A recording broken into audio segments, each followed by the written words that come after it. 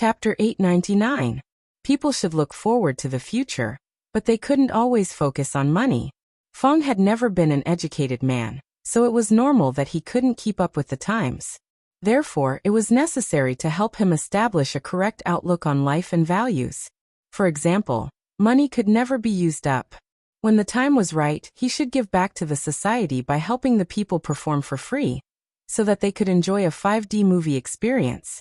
Although he would lose money, he would be giving back to the society, which would help him realize his self-worth. Looking at his confused face, Chun Fan knew that he didn't understand. But this was not a big deal. The current old Feng's state of mind was much higher than before. He did good deeds without leaving his name, risked his life, and used his private money to support a single girl for 3 years without asking for anything in return. Even in this era where people's hearts were not so fickle, it was still very rare. This world doesn't give the poor a chance to live.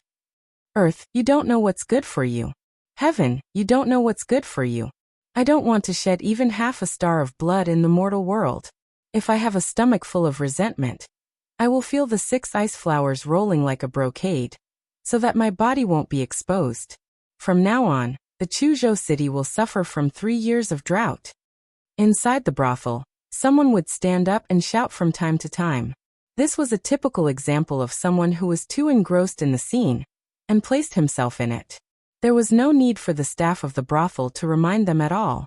Someone beside them would press them down so that they wouldn't spoil everyone's interest. In another brothel, in a remote corner, the man handed a handkerchief to the middle-aged man next to him and sighed. "Lord Five, wipe your tears." The middle-aged man wiped his tears and heaved a sigh. "Well done. It's a good performance." The burly man nodded. If he didn't know that this was a play, he would have rushed up and punched that dog official to death with 3 punches when blood was splashed on the white rope and snow was flying in the 6th month of June. The middle-aged man stared at the stage and murmured, "Doi's grievances could be redressed, but I wonder how many more people's grievances are still buried in the darkness." The burly man shook his head and said, "The imperial court is already vigorously investigating the unjust and false cases. Those filthy and ugly fellows hiding in the dark will one day be dragged out and exposed to the sun." The middle-aged man nodded. "Yes, the sun is about to rise. How could it be? How could she sue the Ministry of Justice?" Cui Qingming's face was filled with rage. The teacup in his hand fell to the ground and the tea splashed everywhere. He gasped for breath and loudly said, "Last time, we have already lost an assistant minister of the Ministry of Justice. Now the assistant minister of the Ministry of Justice, Lu Yizhi, is only following that person's orders. That woman is still in prison. How could such a thing happen? She caused trouble twice a few days ago and has already attracted the attention of some people. Without a reason, we can't keep her in prison forever." Sung Shichen shook his head and said, "I thought she would be more obedient after being locked up for so long. Who would have thought that as soon as she went out, the people following her were not paying attention and made her kneel in front of the Ministry of Justice?" Cui Qingming returned to his seat and calmed down for a while. Then he said in a deep voice, "I will take care of this case. Otherwise, if it really gets investigated, not to mention Chu Ping, even you, the capital governor, will not be able to protect yourself." As soon as he finished speaking, a runner came in to report that the Ministry of Justice had arrived. Cui Qingming suddenly stood up from his seat, his face full of shock. How could it be so fast? The case of Miss Shuang Shuang of the Wonderful Sound Pavilion quickly had new developments. The case file of the capital governor's office that had accepted the case was full of loopholes and could not withstand scrutiny. The coroner who had examined the corpse also revealed the truth under the interrogation of the Ministry of Justice. That night, Miss Shuang Shuang was not killed by the criminal. Instead, she was tortured and humiliated to death. As for why the murderer was said to be the criminal who might not have appeared, they would have to ask the young master of the Chu family, who was in the same room as Miss Shuang Shuang. The Cui family. A middle-aged man slammed the table and said angrily, "How could there be such a big oversight? Does Zheng Shichen not have a brain? Doesn't he know what time it is?" Then a suspicious expression appeared on his face and he muttered, "Could it be Zheng Shichen? What good does this do for him?" Cui Qingming shook his head and said, This case has attracted the attention of the court and the people.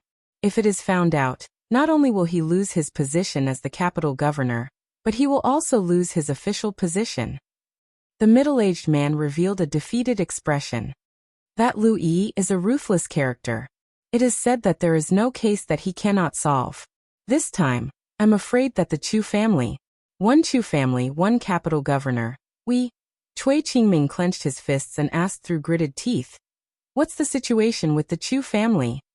The middle-aged man shook his head and said, "The Ministry of Justice has not summoned Chu Ping for the time being, but it should be soon. In that place, no matter how tight-lipped one is, it is inevitable." What about that matter? The people no longer trust the Chu family. Even those great scholars do not dare to risk universal condemnation and speak casually. After all, this case has too many implications, and the situation is not optimistic. Cui Qingming thought for a long time and loosened his fists. He slowly said, "The Chu family can't be saved, but the capital governor may not." The middle-aged man hesitated for a moment, then asked, "Will we also be dragged into this matter?" Cui Qingming shook his head and said, "Zheng Shichen is a smart man. He knows what to do." The Ministry of Justice investigated cases very quickly, and this case was extremely fast. They had no choice but to act quickly. The entire capital was watching the progress of the case, so they did not dare to delay. And this case was actually not complicated. There was no need to summon the grandson of the Grand Tutor. The several bailiffs of the capital government who knew about the case confessed everything not long after they were brought to the Ministry of Justice. They had indeed been pursuing a criminal that day, but the criminal had not been in the Fine Sound Pavilion. They had accidentally stumbled upon young Master Chu's deed, only to discover to their shock that young Master Chu, who liked to play tricks, had accidentally strangled the young lady to death. What happened next was logical. The Chu family was a famous noble family in the capital. How could they tolerate such a stain on a member of their family? Naturally, they used the power of the family to cover up this matter. Thus, the cause of Lady Shuang's death became a crime committed by a fugitive. The young master of the Chu family, who was originally the murderer, suddenly became the victim. In order to cover up the truth, they quickly disposed of Lady Shuang's body. When Lady Shuang's sister went to the Yamen to complain, they were afraid that the matter would be exposed, so they also arrested her and threw her into prison. Adding insult to injury, this was simply insane. The injustice of Doi was just a play and could not be taken seriously. But Lady Shuang's grievance had really happened right beside them. They had heard it with their own ears, seen it with their own eyes, and had always been paying attention. And during the course of the trial, the bailiffs of the capital government revealed another secret that further solidified Chu Ping's crime. Not long ago, the disappearance of a girl that had caused an uproar actually also had the shadow of this young master of the Chu family. However, this matter was still concealed by the all-powerful Chu family. It was precisely because of this young master of the Chu family's perverted hobby that Lady Shuang had died a wrongful death. Lady Shuang must have been forced by that beast. No wonder it snowed on the night of the Lantern Festival. I originally thought that it was a strange phenomenon that happened once every few decades, but it turns out that the heavens were crying out for Lady Shuang's injustice. To think that I had always thought that the Chu family was the backbone of our Jing kingdom, that Grand Tutor Chu was a just and righteous person. But who would have thought? He still has the cheek to say that Lord Li is a sycophant? What has Lord Li done? He has made great contributions to the country and the people, but he is not the least bit proud of it. He has even repeatedly resigned from his position and refused to be rewarded. And what about him? He covered up for his descendant, causing such a huge injustice. How can he still be called a scholar? He even wants to frame Lord Li, the pillar of our Jing kingdom. If not for Prime Minister Qin and the other officials in the imperial court, I'm afraid. Sycophant. This is a true sycophant. Old and undying, a great traitor to the country. In the court, Lu Qingtian slammed the gavel. Summon Chu Ping. A few bailiffs quickly walked out of the main gate and headed towards the Chu family. At first, there were only a few people following behind them. Soon it became 10, then 100. After passing through an alley, The crowd behind them could no longer be seen. Chapter 900. The Chu Family. Is this real or not? Grand Tutor. What should we do? The public's discontent is already boiling outside. They're coming here. Several elders paced back and forth in the hall with anxious expressions on their faces. Because of the Fine Sound Pavilion murder case, the Chu family had already been pushed to the heart of the struggle. As the case progressed, although most of the officials could still maintain their calm due to the prestige of the Grand Tutor, the common people of the capital had already lost trust in the Chu family and the elders. Yesterday, a rather famous scholar had been smashed in the head with a rock for merely saying, "A sycophant harming the country," against County Marquis Li. His body was covered in rotten leaves, and he was in an extremely sorry state. When he returned home, even the walls of the courtyard had been pushed down. The cause of all this was the Chu family. The Chu family had won the hearts of the people, but they had also lost the hearts of the people. The old man before them was just an ordinary old man.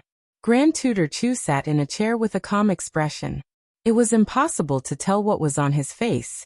He only stared blankly at the door as if in thought, but his eyes were empty. A servant of the Chu family ran in a panic and shouted, "The Ministry of Justice is here." Several constables walked in and slowly bowed to the old man in the chair. The one in the lead said, "Lord Grand Tutor, we suspect that your grandson is related to a serious case. Please come with us, young Master Chu." A middle-aged man rushed out from the side and shouted, "You think you can take Ping Er away just because you suspect him?"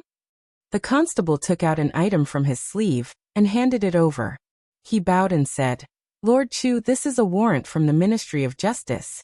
Please take a look." The middle-aged man didn't even look at the warrant. He said coldly, "How can a member of the Chu family be taken away so easily by the Ministry of Justice?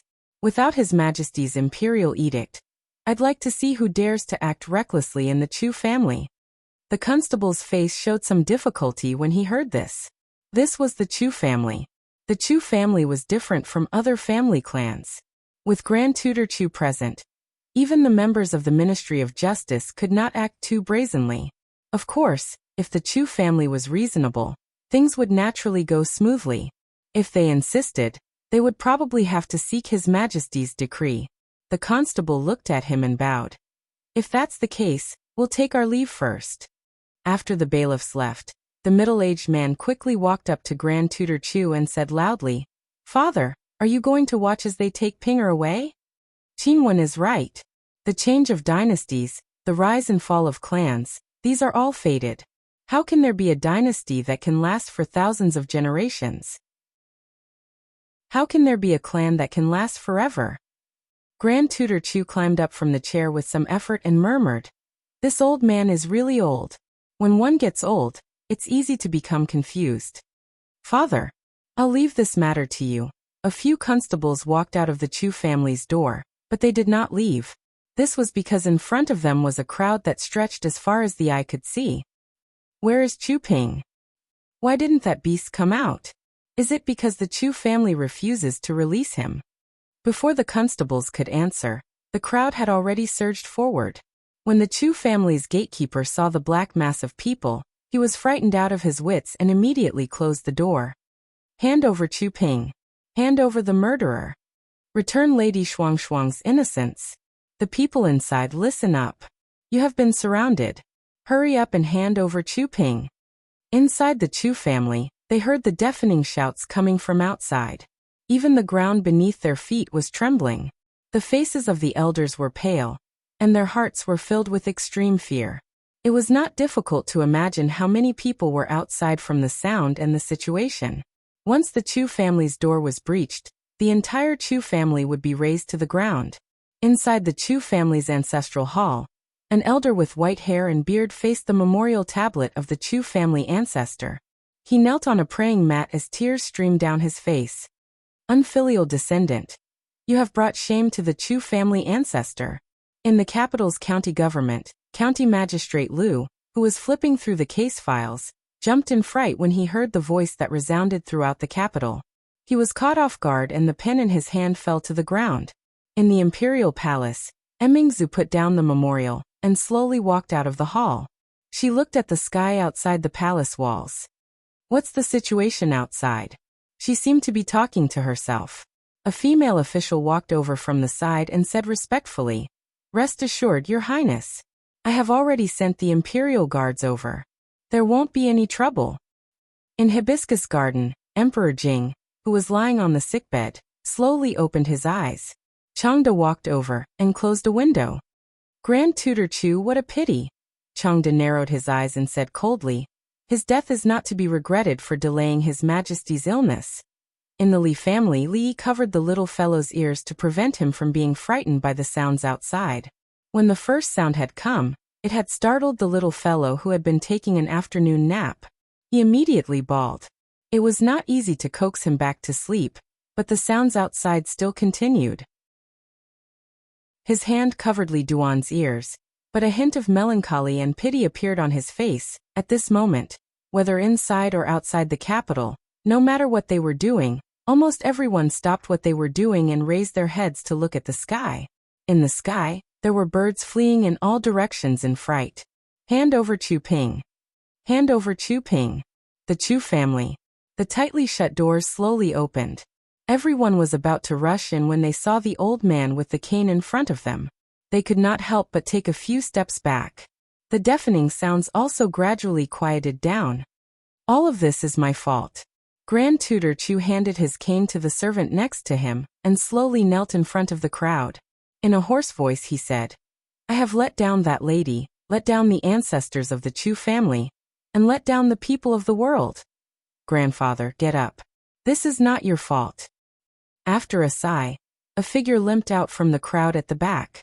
He walked in front of Grand Tutor Chu and carefully helped him up.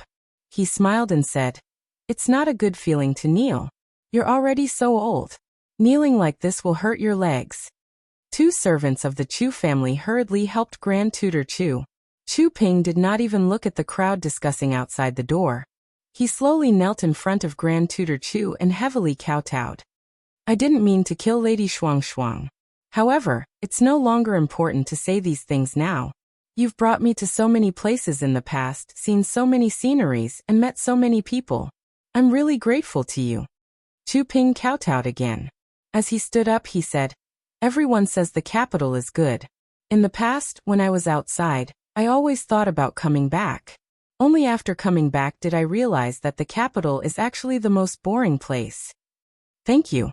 I'm sorry." He stood up and apologized to Grand Tutor Chu. He turned to face the vast crowd outside the Chu family and said loudly, "Everything that I, Chu Ping, have done is my own doing. It has nothing to do with the Chu family." Thud, thud, thud, thud. He knelt down on both knees and heavily kowtowed 3 times to the crowd. After the 3 kowtows, there was no more sound. He knelt there silently. The constable closest to him seemed to have thought of something. He took a step forward and gently pushed him. Chu Ping's body fell sideways. A dagger was stabbed straight into his chest. Fresh blood stained his clothes. Chapter 901. This. Seeing that young Master Chu was clearly no longer breathing, the constable took 2 steps back with a look of disbelief. There was no end to the exclamations in the crowd. No one expected Chu Ping to be dead. He had chosen to commit suicide in front of so many people. Was this suicide to escape punishment or death to atone for his crimes? Ping. A middle-aged man rushed out from the Chu family crowd and picked up the corpse on the ground. His face was filled with grief as he wailed out loud. Grand Tutor Chu's body went limp. Fortunately, the Chu family servants behind him supported him, preventing him from falling. After he straightened his body, he waved away the Chu family servants who were supporting him and walked to the constable. He asked in a hoarse voice, "Are you taking his corpse away as well?" The constable immediately took 2 steps back and bowed. The evidence in this case was conclusive. If Chu Ping were still alive, he would naturally be brought to the Ministry of Justice for interrogation. But since he was dead, he had to leave some face for the Chu family. Chu Ping's corpse was brought in, and the Chu family's main door slowly closed. The crowd outside stood in front of the Chu family for a long time, but ultimately did not rush in. Pui. What bullsh*t. Someone spat viciously at the Chu family's main door before turning to leave. Someone said angrily, "Pooey. That old sycophant. Chu Ping is dead. Miss Shuangshuang should rest in peace."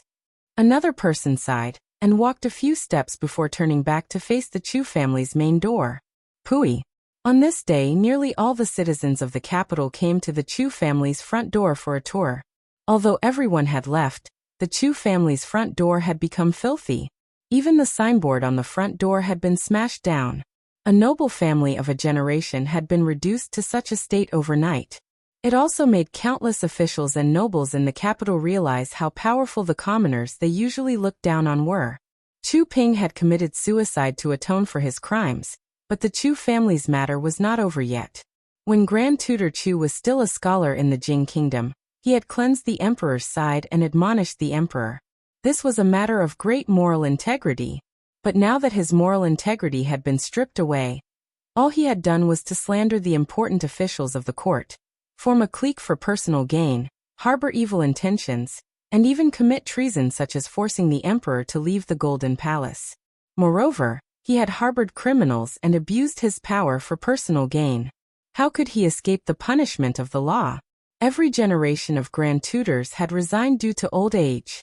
Grand Tutor Chu was the only one who had been stripped of his title by the imperial court. Chu Ping's father had also been stripped of his official position. The Chu family's former glory was gone, and no one ever mentioned the title of the scholarly bones of the Jing kingdom. Under the heavy punishment of the court, although the Chu manor was still preserved and the property was not confiscated, the people of Jingdo never saw the tightly closed front door of the Chu family open again. None of the great scholars who had once stood with Grand Tutor Chu said anything about this matter. In reality, it wasn't that they didn't say anything. In the beginning, there were some who spoke out, but before the court could react, they all disappeared because of the public opinion. Chu Ping died and the truth came to light. Lady Shuangshuang's injustice was cleared. The court felt wronged and set up a tomb for her in Jingdo for the people to worship. It also erected a warning monument for the government. The people would forever remember the name Shuangshuang. It was because of her death that the court paid attention to cases of injustice among the people and accelerated the reform of the law. It made the government truly a place to redress the grievances of the people, and not a filthy place where those important people abused their power for personal gain. In this process, there were also some things that happened that exceeded everyone's expectations. After the case was concluded, the capital governor Tseng Shichen, who was deeply involved in this case, was restored to his position. Although he was also fined 3 years of his salary, compared to the impact of this case and the Chu family's ending, it was really nothing. The reason was that Lady Shuangshuang's older sister was very protective of this Sir Tseng in court. Although she had been arrested and thrown into the Yamen's prison, from beginning to end, she had not been mistreated or treated unfairly. The Yamen's bailiffs had taken good care of her in prison. Even when she was able to walk to the Ministry of Justice, it was the Yamen's people who escorted her. This clearly didn't make sense. If Tseng Shichen really wanted to seal her mouth, then he should have silenced her as soon as possible. Why did he give her so much preferential treatment?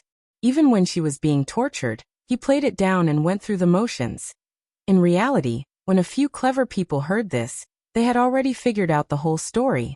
This Sir Tseng had arrested her and thrown her into prison. It looked like he was persecuting her, but he was actually protecting her. This was because the Chu family's background was very deep.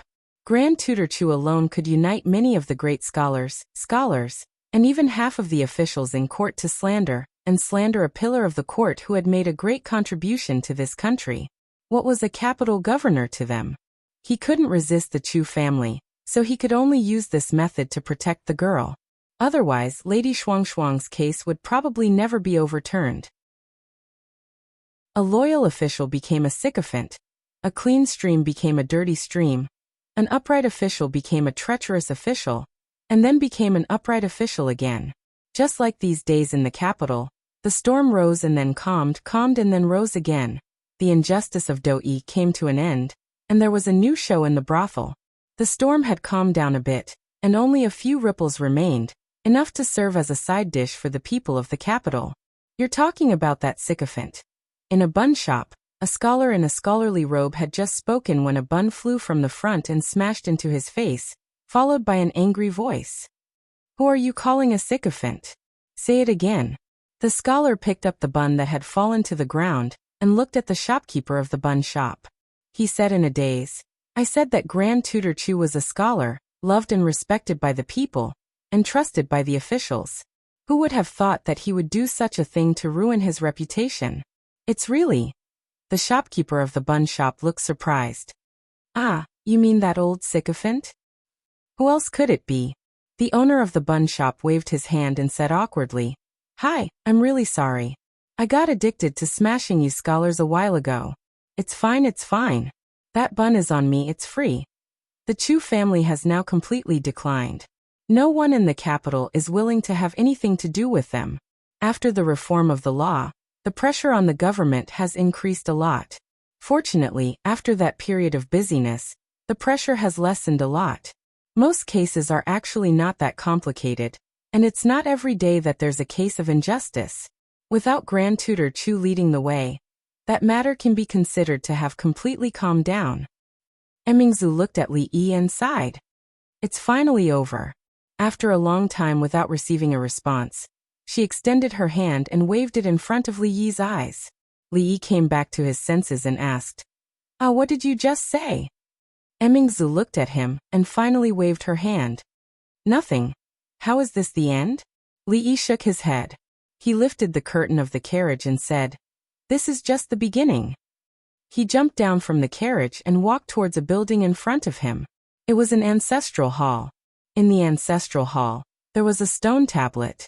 The people of the capital lined up like flowing water. After placing an incense stick in front of the stone tablet, they left through the other side. Li Yi lined up and placed an incense stick in front of the stone tablet. He then stood to the side for a while before walking out. Emingzu was still standing next to the carriage, looking at another carriage. A green-clothed manservant walked over from that side. He bowed and said respectfully, "My master invites you over." Li Yi looked at him and asked, "Who is your master?" "You'll know when you get there, my lord." Li Yi looked at the carriage that was parked in the corner and walked towards it. As he walked to the side of the carriage, the curtain was lifted by a withered hand, revealing a face covered in wrinkles. The old man seemed to have aged another 10 years since the last time he had seen him. Li Yi cupped his hands and said, "Grand Tutor, long time no see." Behind the curtain, the old man looked at him emotionlessly and said in a hoarse voice, "You once asked me if it was worth it. For my own selfishness, I buried the entire Chu clan. It was indeed not worth it." He shook his head, his eyes suddenly becoming sharp. "But the eldest imperial son returning to the capital to inherit the throne is natural. Have you ever thought about what you are doing? What you are doing is worth it. Just what do you want?" He looked at Li Yi and asked, "Prince Jin is young and you have no contact with the other princes. Tell me, just what do you want?" Li Yi looked at him and slowly asked, "Grand Tutor, do you really want to know?" Grand Tutor Chu said nothing and only stared fixedly at him. "Since Grand Tutor wants to know." Li Yi shook his head and walked into the carriage. Grand Tutor Chu leaned forward. He moved his head closer and whispered, "I won't tell you." Chapter 902. As the carriage drove past, there was a violent cough coming from inside. Emingzu turned back to look at Li Yi. "What did you say to Grand Tutor?" Li Yi shook his head.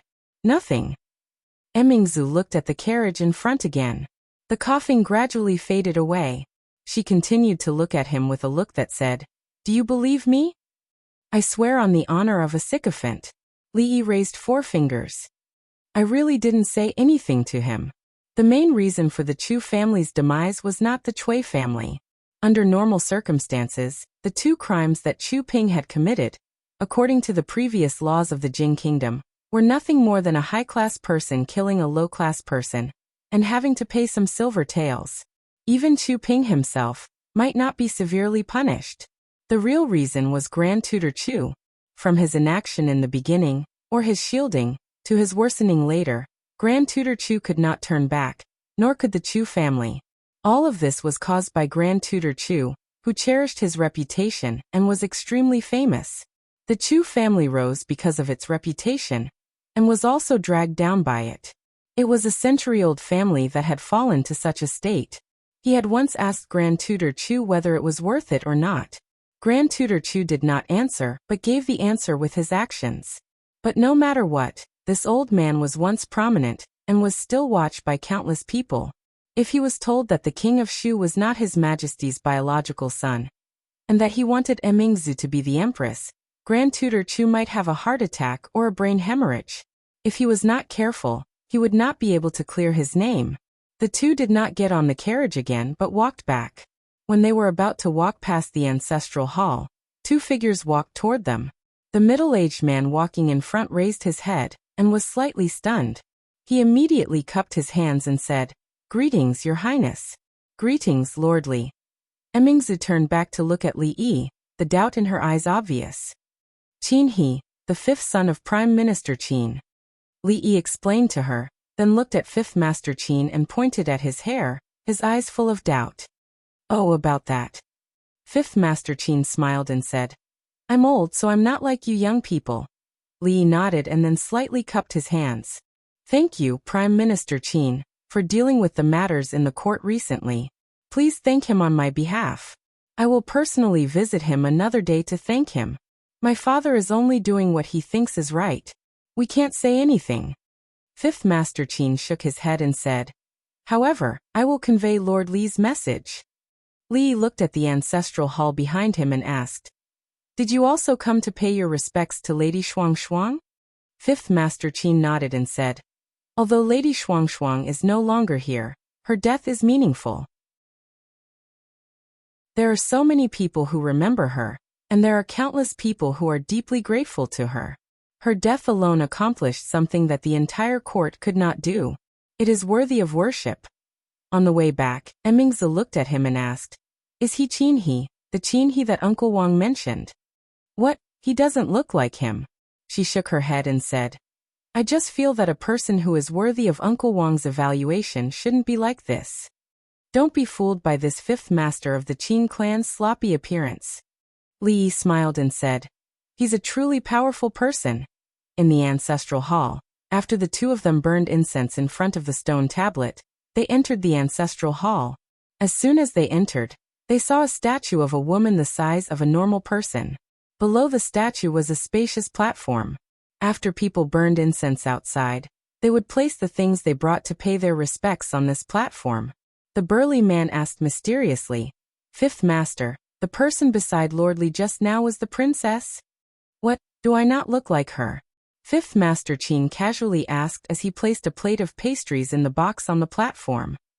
"To be honest, she doesn't look like her." The burly man nodded. Just as he was wondering why he hadn't noticed before, he suddenly heard a cracking sound. He turned his head to look at Fifth Master beside him and said in surprise, "Fifth Master, where did you get the apple in your hand?" Fifth Master Qin casually pointed to the fruit plate on the platform that was clearly missing an apple. "There, it tastes pretty good. Do you want it?" The burly man looked at him in disbelief. "This was given to Lady Shuang by someone else. Fifth Master, you, Shuang." Fifth Master Qin shook his head and said, "She doesn't like eating apples. It's a waste to keep it." Crack. Another sound. "What are you doing over there?" At this moment, there were still many people in the ancestral hall. When someone raised his head and saw this scene, he immediately stood up in anger. "You even dare to eat something given to Lady Shuang? Has your conscience been eaten by a dog? What, who did it? Take them to the officials." The burly man grabbed an apple and grabbed Fifth Master Qin's arm. He hurriedly said, "What are you waiting for? Run." A moment later, in an alley in Jingdo, Fifth Master Qin panted heavily. He patted a footprint on his body and asked, "What? How is this apple?" The burly man took a bite and nodded. "It's crispy and sweet. Why doesn't Lady Shuang like it?" Fifth Master Qin leaned against the wall and sighed. "Yes, I also don't understand why she doesn't like it." He was silent for a moment. After waiting for the burly man to finish eating the apple, he said, "Where? How long have you been following me?" The burly man froze for a moment. In the next moment, he threw away the apple and clapped his hands. Solemnly he said, "Fifth Master, tell me, what do you want me to do this time?" "Go follow the little Duke, and see what he's been doing these days. I'm the best at following people." The burly man patted his chest. "With me doing things, Fifth Master can rest assured. The trail is broken." Li Yi sighed and said, "How could it be broken?" Lu Yi shook his head and said, "The Ministry of Justice and the Secret Intelligence Bureau couldn't find anything. The person behind this case must have great power in Jingdo." Li Yi rubbed the space between his brows and suddenly felt a headache coming on. He tilted his head to look at the princess and said helplessly, "Now there's only the Cui family left. Why don't we choose another path?" Emingzu looked at him and asked in confusion, "What path?" "I know a path that leads directly to the central lake of the Academy of Mathematics. If we go at night, we'll definitely not be discovered. Why don't we take advantage of the darkness and wind? Sink the Cui family into the lake. You also think this is a good idea, right? It's simple, convenient, and saves time. Do you want me to help you kidnap Consort Cui out of the palace?" "If you can help, that would be great." Li Yi met her eyes. Lu Yi quickly looked out the window. A moment later, Li Yi shook his head and said, "Forget it. It's dark and I can't see the road clearly. Let's think about it at length. If the Cui family could be taken down so easily, Father wouldn't have waited until now." Emingzi shook her head and said, 20 years ago, their power had already seeped into every corner of the imperial court. They also have a good reputation among the people. Although they are not as powerful as before, they still have a foundation that cannot be underestimated." Li Yi sighed and said, "That's why I said it's more convenient to choose another path." Fong strode in from outside and handed him an envelope. He said, "Young master, there's news from Wu Air." Li Yi opened the envelope and looked at it. He handed it to Lu Yi and said with a smile, "Isn't it connected now?" Chapter 903. Li Yi handed the letter to Louis Shui and said, "Keep an eye on Qinyu. You should be able to find something." Louis Shui took the letter and looked at it. He nodded and said, "I understand." Emingzi seemed to understand what he wanted to do. When she walked into the courtyard, she turned around and asked, "Are you going to deal with the Cui family the same way you dealt with the Chu family?" "The Cui family has many henchmen. They won't do many things themselves. As long as the matter of the king of Shu is not exposed, unless the Cui family is plotting a rebellion, it won't have much impact on the general situation." Li Yi shook his head and said, "Let's take one step at a time. A dam of 1,000 miles will collapse because of an ant's nest. If we add up all the things one by one, it might be the last straw that breaks the camel's back." Mingzhu's tone was firm. "We can't let father know about that matter no matter what." "Of course I know that. Otherwise, the Cui family will die countless times for this crime." Li had thought about this contradiction many times. It was obvious that it was easy to destroy the Cui family through that matter, but it was easier to destroy the old emperor. They couldn't take this risk. The two reached a tacit understanding on this matter. There was nothing to discuss. Li Yi saw Mississippi Lu on the other side of the courtyard. She seemed to have just finished practicing. He thought for a moment and waved his hand. "Rui, come here for a moment." Mississippi Lu put down autumn water and walked over. She cast an inquiring look at him. Li looked at the two standing together. After a moment, he looked at Mississippi Lu and said in surprise, "I find that you have been growing recently. I remember that you were shorter than the princess at the beginning. Now you are the same height." Mississippi Lu looked at him. "When have I ever been shorter than her?" "Ah, you didn't?" Li shook his head and said, "Then I must have remembered wrongly again. I don't know what happened to my memory recently." Li walked the princess out the door and saw sister-in-law Fong walking over from afar. When he saw the person beside her, he was instantly stunned. He closed his eyes in disbelief, and when he opened them again, sister-in-law Fong was already talking to the woman beside her with a smile. Li looked back at Mississippi Lu and asked, "Who's the girl next to Mrs. Fong? I've never seen her before." Mississippi Lu looked in that direction and said, "Yesterday, when Aunt Fong went to the temple to offer incense, she met Miss Xiao on the road. Miss Xiao came to the capital to seek shelter with her relatives, But she couldn't find her and was robbed of her traveling expenses. Aunt Fong pitied her and temporarily took her in. Miss Xiao. Li nodded and sighed. Sister-in-law Fong is really kind. Sister-in-law Fong actually treats people very well, and Uncle Fong is also not bad. It's just that he looks a little fierce usually. Li nodded. Speaking of which, you two are quite similar, but you don't know how to use a broom when you fight, which is much better than her. Mississippi Lou's temper had really improved recently, and Li couldn't help but feel that his youth was gone forever. She could even cook a bowl of noodles that tasted pretty good by herself. The unruly, willful, unreasonable, and unworldly Mississippi Lou seemed to be gone forever. Of course, the person who made him feel that time could change a person the most was Fong.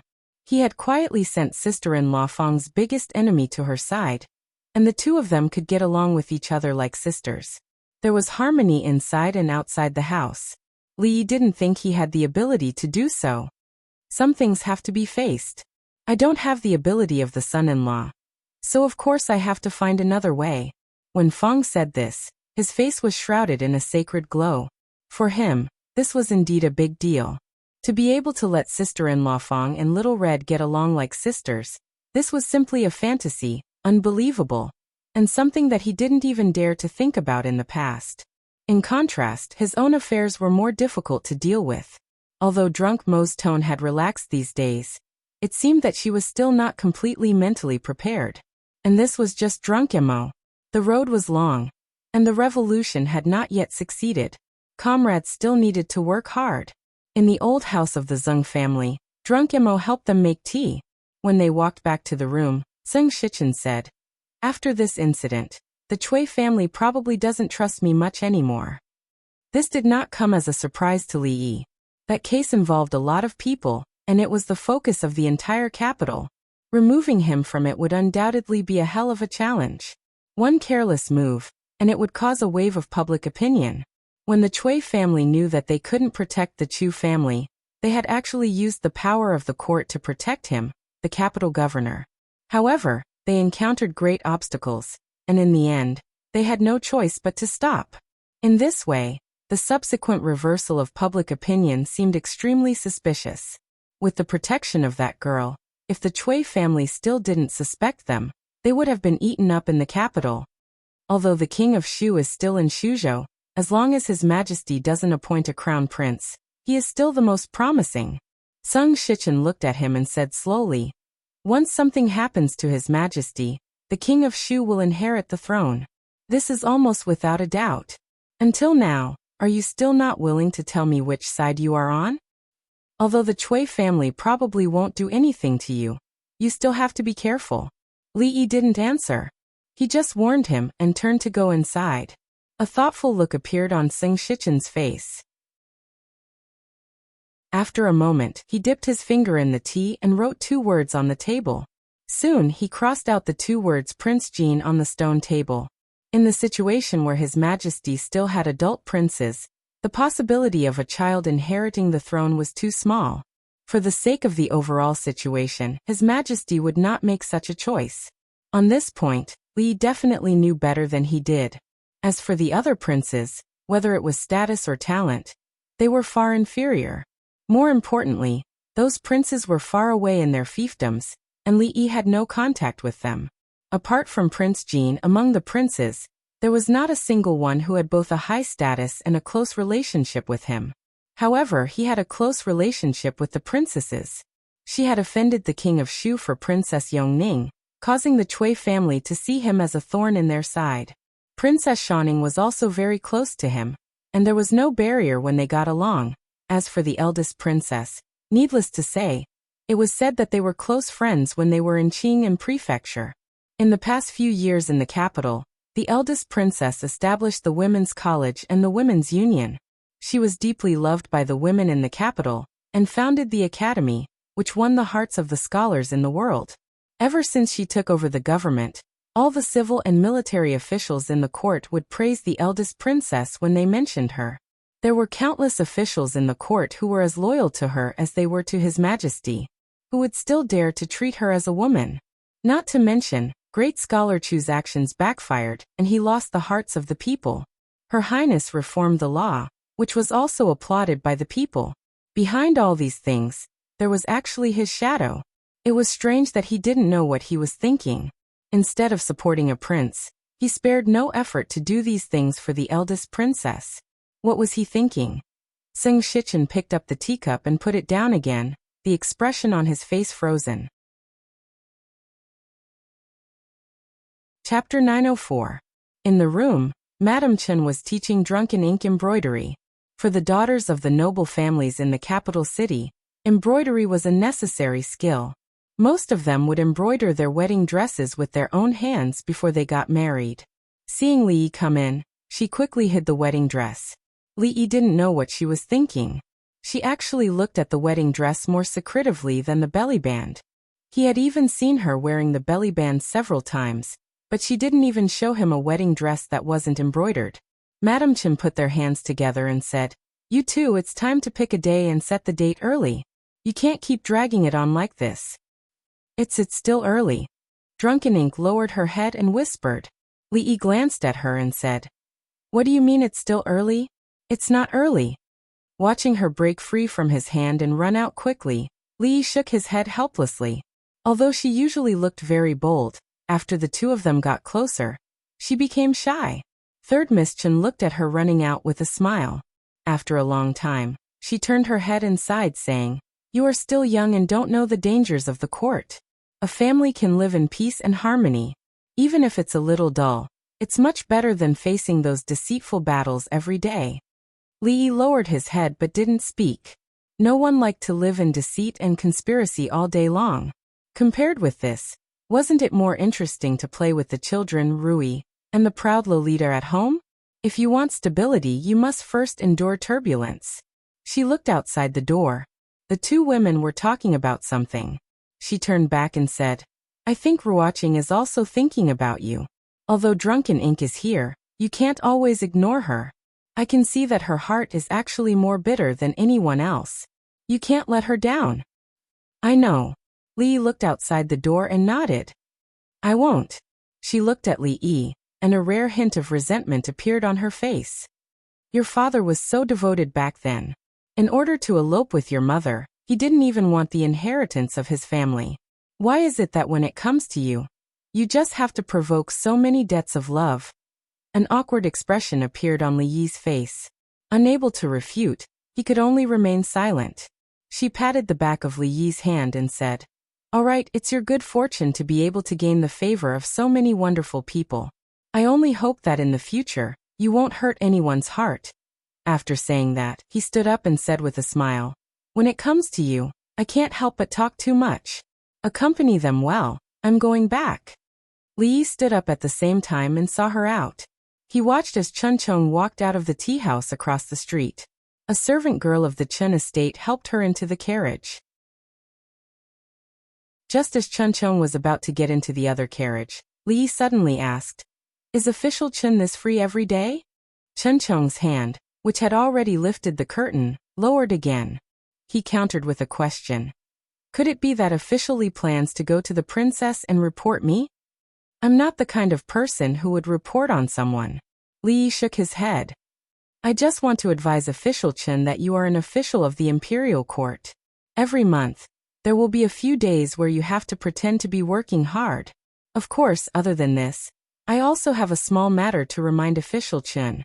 He slightly lowered his voice and said, "Stay as far away from the Chui clan as possible."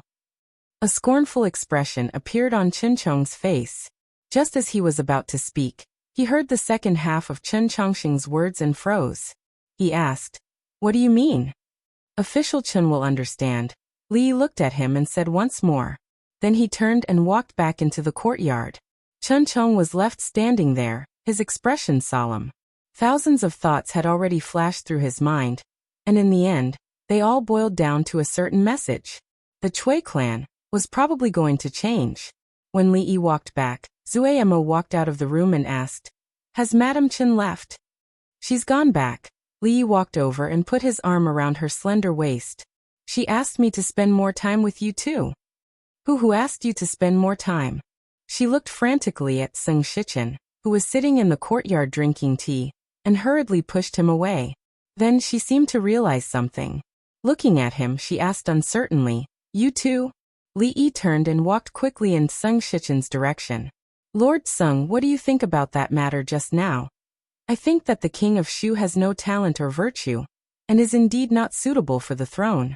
Otherwise, the country that His Majesty and the courtiers have painstakingly stabilized would probably be destroyed in his hands." Sung Shichen thought for a moment and said, "Among the many princes, His Highness King Jin is an outstanding person, and his status is equally noble. However, King Jin is too young, and it is difficult for him to ascend to the throne. At present, apart from His Majesty, the only one who can govern the country well is the eldest princess. However, the eldest princess has already set a precedent by assisting the government. It is really—" Li Yi looked at him in surprise and asked, "Is this what we were talking about just now?" What Sung Shichen said was very reasonable. In fact, the more they talked about it, the more he felt how difficult it was to let Emingzu wear that uniform and experience the temptation of the dragon robe. Their original purpose was just to prevent this great country from falling into the hands of the king of Shu. Now the king of Shu had been eliminated in advance. She did not want the old emperor to know about this, but she would never agree to let the Li family's country fall into the hands of others. In the pavilion in the middle of the lake, Her Highness nodded. "That's right. No matter what, this country cannot fall into the hands of the king of Shu."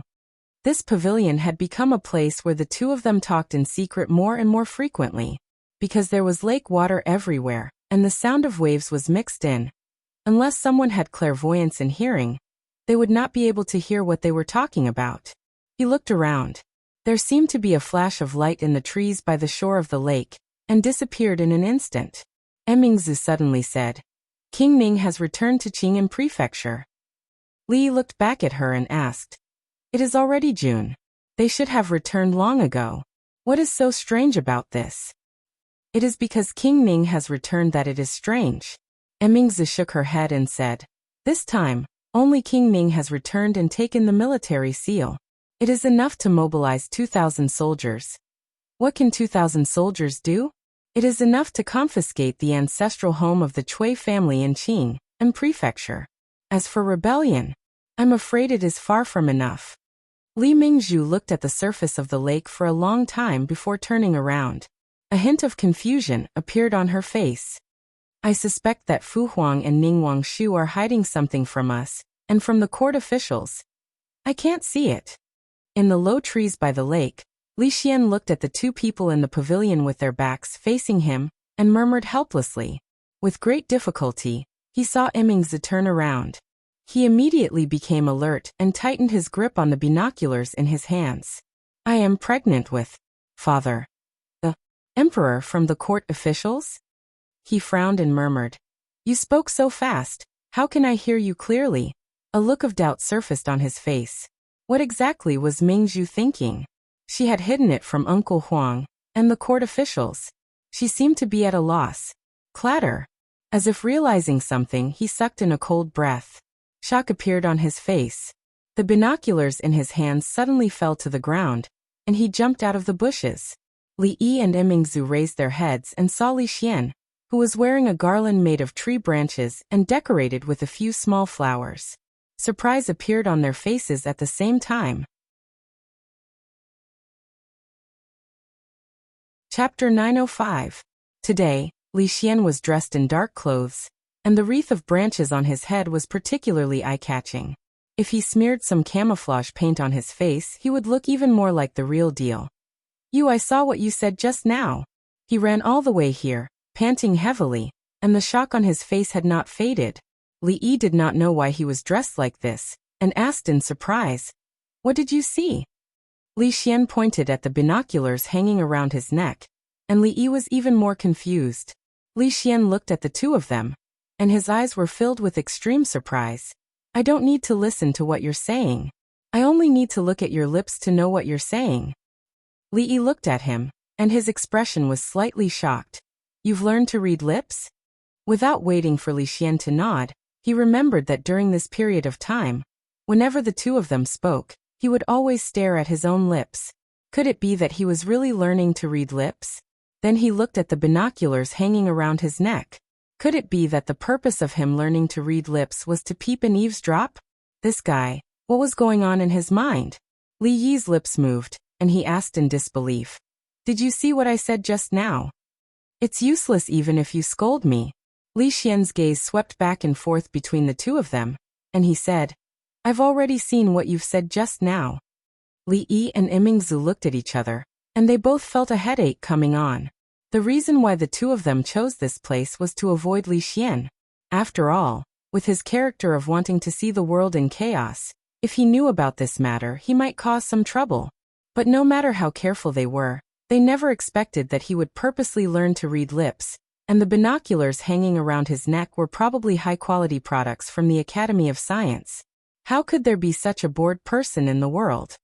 This is really too disgraceful. A worried expression appeared on Li Xian's face. He looked at Emingzu and said with a pained expression, You are the princess, you too, how could you do such a thing?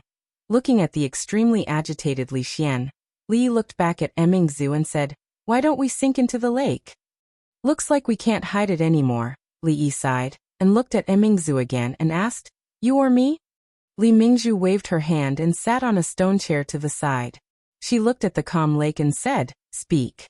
Li Yi nodded. He looked at Li Xian and asked again, What did you hear just now? You don't have to test me. Li Xian glanced at the two of them and said, If the imperial uncle, the court officials, and the entire world were to find out about this disgraceful and heinous act, the two of you would no longer have a place in the Jing kingdom. Li Yi shook his head. It seemed that he was really bored to a certain extent, and indeed learned to read lips. At this point, there was no need to test him anymore. Although the king of Shu has been chased to Shu province, and his reputation has been ruined, he is still the eldest son of the emperor. If something happens to his majesty, he will most likely make a comeback, and even ascend the throne. Li Yi looked at him, and said, The princes of his majesty have no talent or virtue. If the world falls into their hands, it will end in defeat sooner or later. We have come step by step to where we are today, and we can't let the court go back to its original path. Moreover, with the power in Mingzhu's hands, she will not have a good ending for any of the princes who succeed the throne. Hearing this, Li Xian's face darkened. How could he not understand this logic? Only Uncle Emperor was broad-minded enough to allow the eldest princess to rule the country, and hand over all the affairs of the country to her. Until now, most of the court officials had acquiesced to the eldest princess's existence. But if the new emperor succeeded the throne, he would definitely not allow these powers to be held in the hands of a princess. Even the Academy of Sciences would be out of his control. The precondition for their peace was that Uncle Huang was still in control of the country. Once he was gone, many people's fates would be turned upside down. However, although this was the truth, it had nothing to do with what they said. That was not the point. One was an unmarried princess, and the other was an important official with a family. The two of them were together secretly, and no one would find out, and everything would be fine. But now that Emingzu was pregnant, they could not hide it for long. Once this matter was made public, it would become the biggest scandal in the royal family, and the two of them would be condemned by everyone. Even if they could keep their lives, they would no longer have a place in the Jing kingdom. Why are you so careless? Li Xian looked at them exasperatedly and sighed, and said, Go to a place where no one knows you, and don't come back. Let me finish first. Li Yi looked at him calmly, and Li Xian looked at him, lowered his head and said, Go ahead. Actually, Prince Jin is the most suitable person to inherit His Majesty's position. Li Yi looked in the direction of the arithmetic school, and said slowly, But he is too young, and can't take up the heavy responsibility, so? Why are you saying this to me at this time? Shut up, let me finish. After Li Xian completely shut up, Li Yi said again, So, we have to push Emingzu to that position. Li Xian was stunned and looked at him in surprise and asked, Push to what position?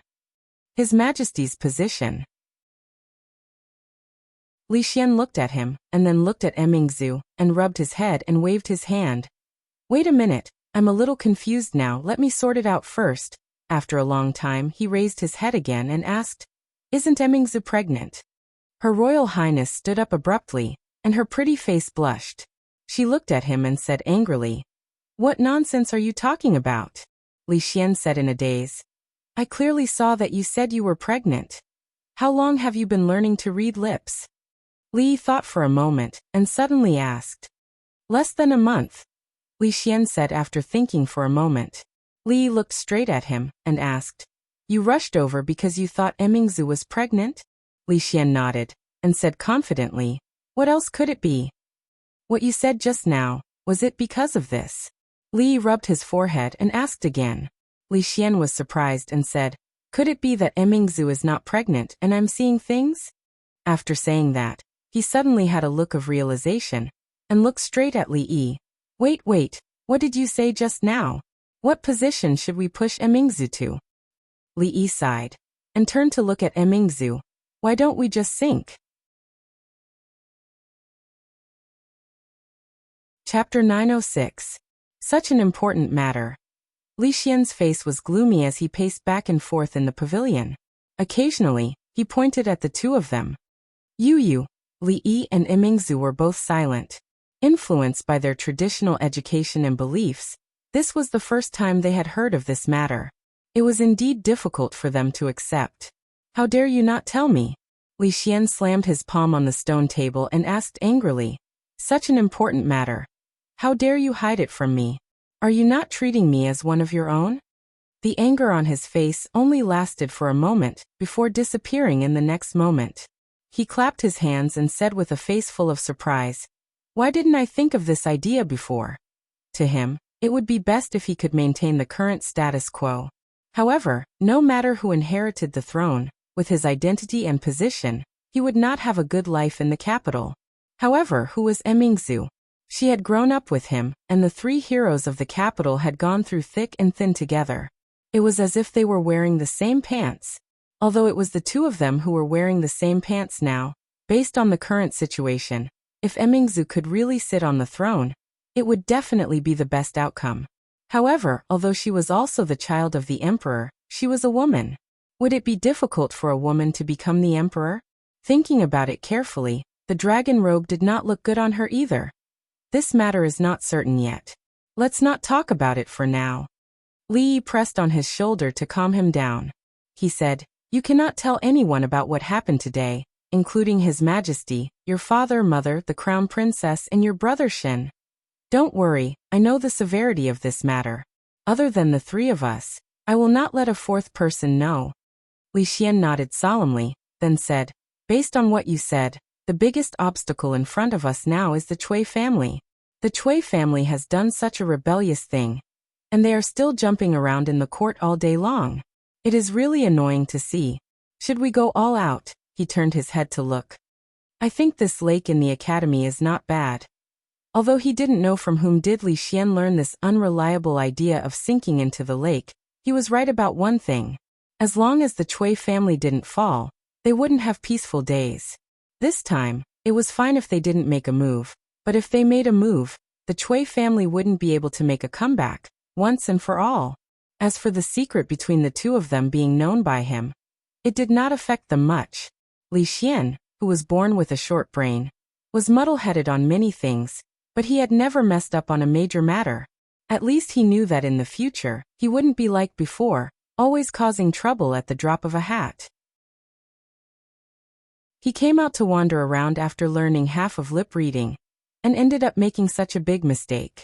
However, this incident also reminded him that there were even perverts in this world who specialized in lip reading, and hid in the dark with binoculars to peep at him. In the future, no matter what he did, it was better to be extra careful. After stepping into the house, all the messy thoughts in his mind disappeared.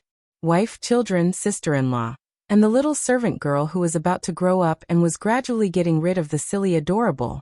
This was another small world, blocking all the things that were incompatible with the word home outside. Mississippi Lou was holding a piece of paper in her hand, and saying something to Rui. It was probably because she encountered some words that she didn't know. Rui was the kind of person who could calm down no matter what she did. When the two sisters were young, they also did literacy and other things, but it was probably useless for Mississippi Lou.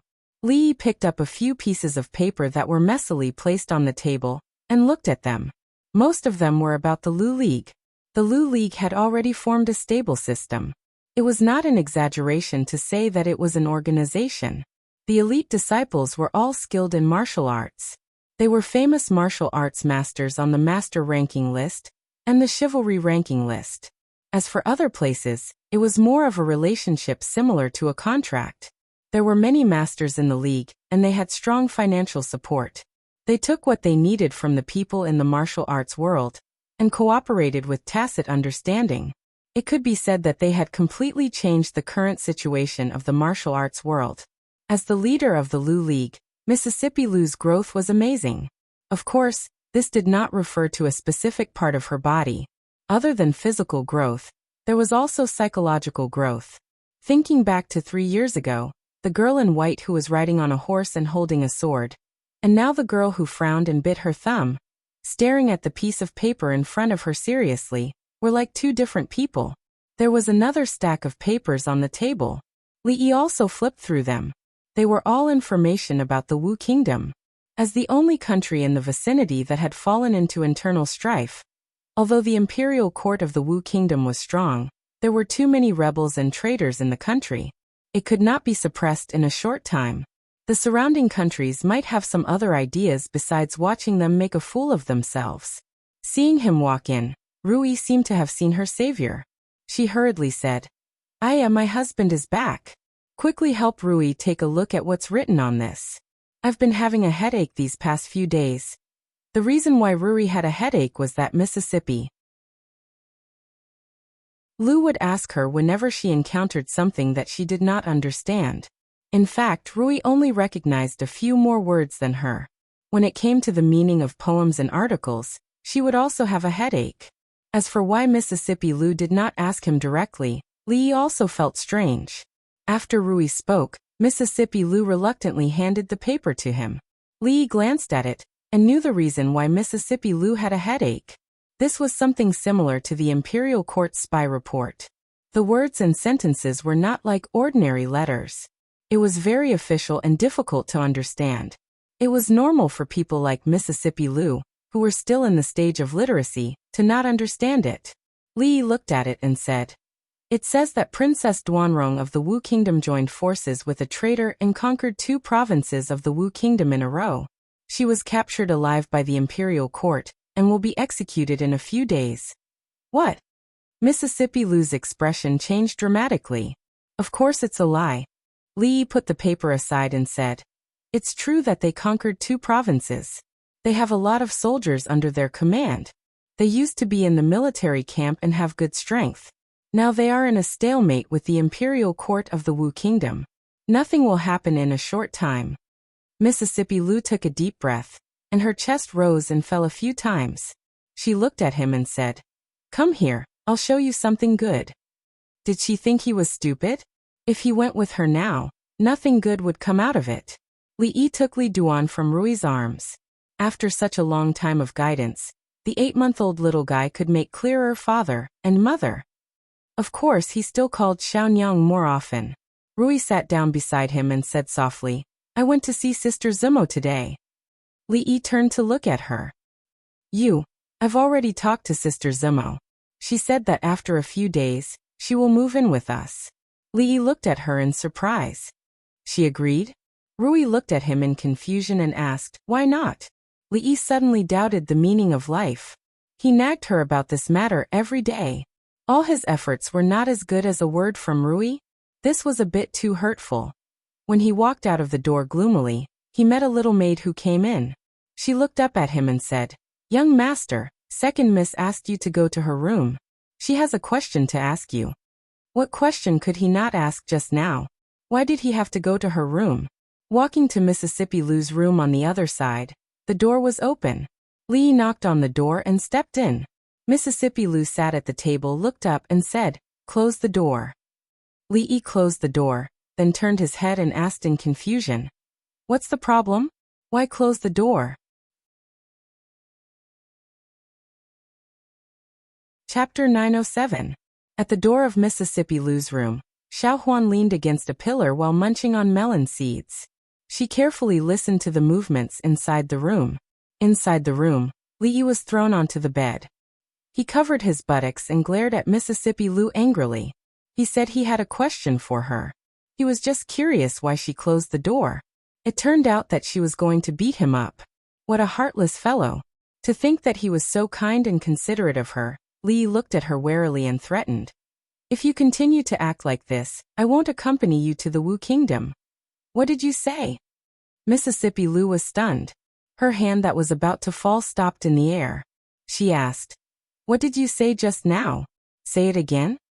"I was thinking of accompanying you to the Wu Kingdom after I'm done with my work. Now I need to think about it." His original intention was not to go to the Wu Kingdom. Counting the days, Lin Wanru should have reached the Qi Kingdom by now. The business there was about to start. In this year, the situation in the fringe had also changed greatly. Every once in a while, there would be news. He had to go and take a look. Since Mississippi Lu was so concerned about her precious disciple, he might have to make a trip to the Wu Kingdom. Of course, before leaving the capital, he had to solve all the remaining problems. To the Wu Kingdom? Mississippi Lu's beautiful eyes lit up. She asked when. "I was thinking of a month or two." Li shook his head and said, "But now, I'm not going." "You." Mississippi Lu's face was filled with anger. The slender hand that was about to fall fiercely stopped in midair fell again. But this time it was with a gentle force. A faint smile appeared on her face. She asked with concern, "Does it still hurt?" Li Yi did not have the chance to enjoy Mississippi Lu's gentle massage. He jumped up from the bed and ran out of the door at an unbelievable speed. As he ran out, he grabbed Xiaohuan's melon seeds. He ate them while thinking, so gentle, so gentle.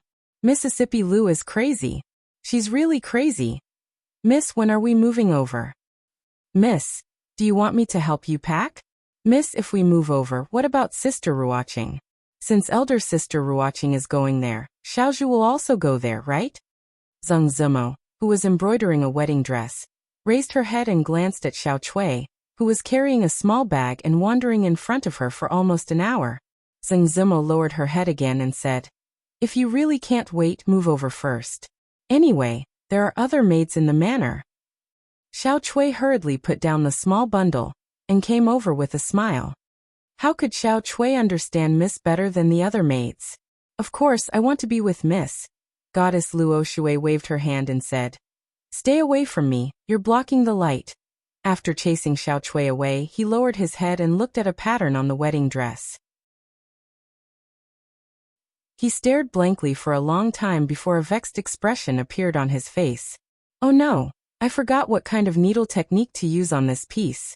She put the wedding dress and the needle and thread aside and walked towards Ruoqing's room. She remembered that when she was teaching her yesterday, she had demonstrated the steps on another brocade handkerchief. During the day, there was usually no one in her room. Sometimes there were too many things to do and she might not come back at night. She pushed open the door and very quickly found the brocade handkerchief on the table. She picked it up and looked at it for a while. Not long after, she remembered the steps and put the brocade handkerchief back. Just as she was about to leave, her footsteps suddenly stopped. She turned around and looked at the bed. On the bed, under the pillow, the corner of a book was exposed. She was startled. This was the booklet that was pressed under the pillow by elder sister Ruoqing? For her to hide it like this, it must be something very important or private. Even if the two of them were very close, it would not be good to take it out and look at it when she was not around. She shook her head and walked in the direction of the door. When she walked to the door, her footsteps stopped again, and she looked back at the bedside. How about just taking a look? She looked left and right, closed the door like a thief, and returned to the bedside. She carefully took out the booklet under the pillow. There were no words on the cover. She carefully flipped to the next page. The first year of Jinghe, the first day of the 7th month. It was indeed elder sister Ruoqing's diary. She knew that Ruoqing had the habit of writing diaries since she was young. Although she did not write every day, she had accumulated a few thick books. At that time, she actually wanted to peek at elder sister Ruoqing's little secrets. However, Ruoqing hid it very well. After a few unsuccessful attempts, she gave up. At this moment, although she was a little frightened, she was actually a little excited that her wish had been fulfilled. Her gaze quickly moved up. The first year of Jinghe, the first day of the 7th month. What happened in that year's 7th month? That sour scholar wrote a love poem for her, and was chased out of the jade courtyard by her mother. This matter was actually written in by her. The matter of him secretly eating osmanthus cake. So it was at that time that she was discovered. Poem from beyond the heavens. What nameless scholar? It was clearly that annoying fellow. Mid-Autumn Festival. The matter on the night of the Mid-Autumn Festival. That fellow. She slowly flipped through the pages, and a smile appeared on her pretty face. These were all things that they had experienced together in the past. Now that she recalled it, those memories and feelings from that time would surge out from her mind. She murmured a few words. That annoying fellow, why is he everywhere? Even elder sister Ruoqing's diary. She lowered her head and continued to flip through the pages. As the pages turned, the smile on her face gradually froze and dissipated. Then it became a little pale, and a deep sense of loss and confusion began to appear in her eyes. Wan Ruoqing walked into the courtyard and saw Xiao Chui sitting alone in the courtyard. She looked around and asked, Xiao Chui, where is Zuinmo? Xiao Chui was holding a triangular prism in her hand. After watching the sunlight pass through it, it became colorful. She was playing happily under the sun. Hearing Wan Ruoqing's voice, she put down the thing in her hand and stood up. She said, Elder sister Ruoqing is back. Miss was here just now. She should have returned to her room now.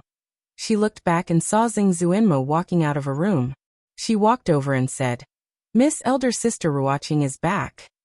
Wan Ruoqing walked over and said with a smile, the fish he sent yesterday is said to be a tribute from the palace. It's a river fish without many bones. He was worried that they wouldn't know how to cook it, so he told me how to cook it. It's been hot these days. Although it's frozen, it's better to eat it as soon as possible. Lee is so good to Mississippi. He sends fish every few days. The tribute from the palace is really much more delicious than the ones in the market. Xiao Chui said with a smile. Seeing Xiao Zhu holding her treasure and looking it up and down, she immediately trotted over and said anxiously, This is a gift from Li. Xiao Zhu curled her lips and walked around the stone table with her. So what if he gave it to you? Can't I play with it? Xiao Chui said with dissatisfaction. Li gave it to me first. I haven't let you play with it yet. You are robbing me. Xiao Zhu stopped and looked at her. Are we still good sisters? Just let me play with it. Xiao Chui also stopped and hesitated. After a moment she said, Okay, but after you play with it, you have to give it back to me. Wan Ruoqing looked at the door of her room, and then at her. She asked in confusion, Why did you come out of my room?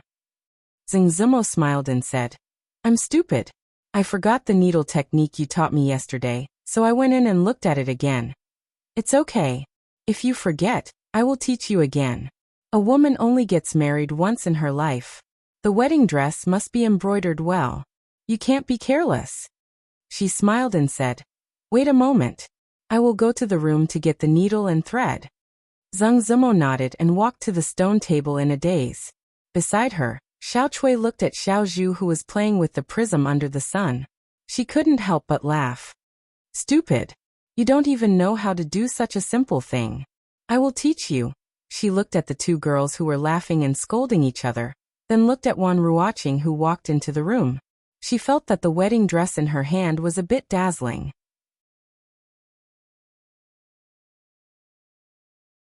Chapter 908. Sister Ruoqing's fish is so delicious. Xiao Chui put a mouthful of fish into her mouth and couldn't help but exclaim. Unlike her mistress, she didn't really like eating fish, but she always made an exception with Sister Ruoqing. If there was someone in this world who could cook as good as Li, it would definitely be Sister Ruoqing. Xiao Zhu pinched her face and said, You're the one who can eat the most. You can have the leftovers later. Looking at the two girls playing, Wan Ruoqing smiled and turned to look at Xing Zimo, who was holding a pair of chopsticks in her hand and stupidly putting the fish into her mouth but not chewing. She asked in confusion, Zimo, what's wrong? Is today's food not to your taste? Sung Zumo came back to her senses and shook her head. No, I just don't feel well. Wan Ruoqing put down her chopsticks and touched her forehead. She looked at her and shook her head. It's not hot, but you don't look well. I'll go find a doctor. No need, I'm just a bit tired. I'll be fine after eating and resting. Sung Zumo shook her head again and said, Sister Ruoqing, I'm moving over soon. You should come with us. Wan Ruoqing shook her head and smiled. I won't be going.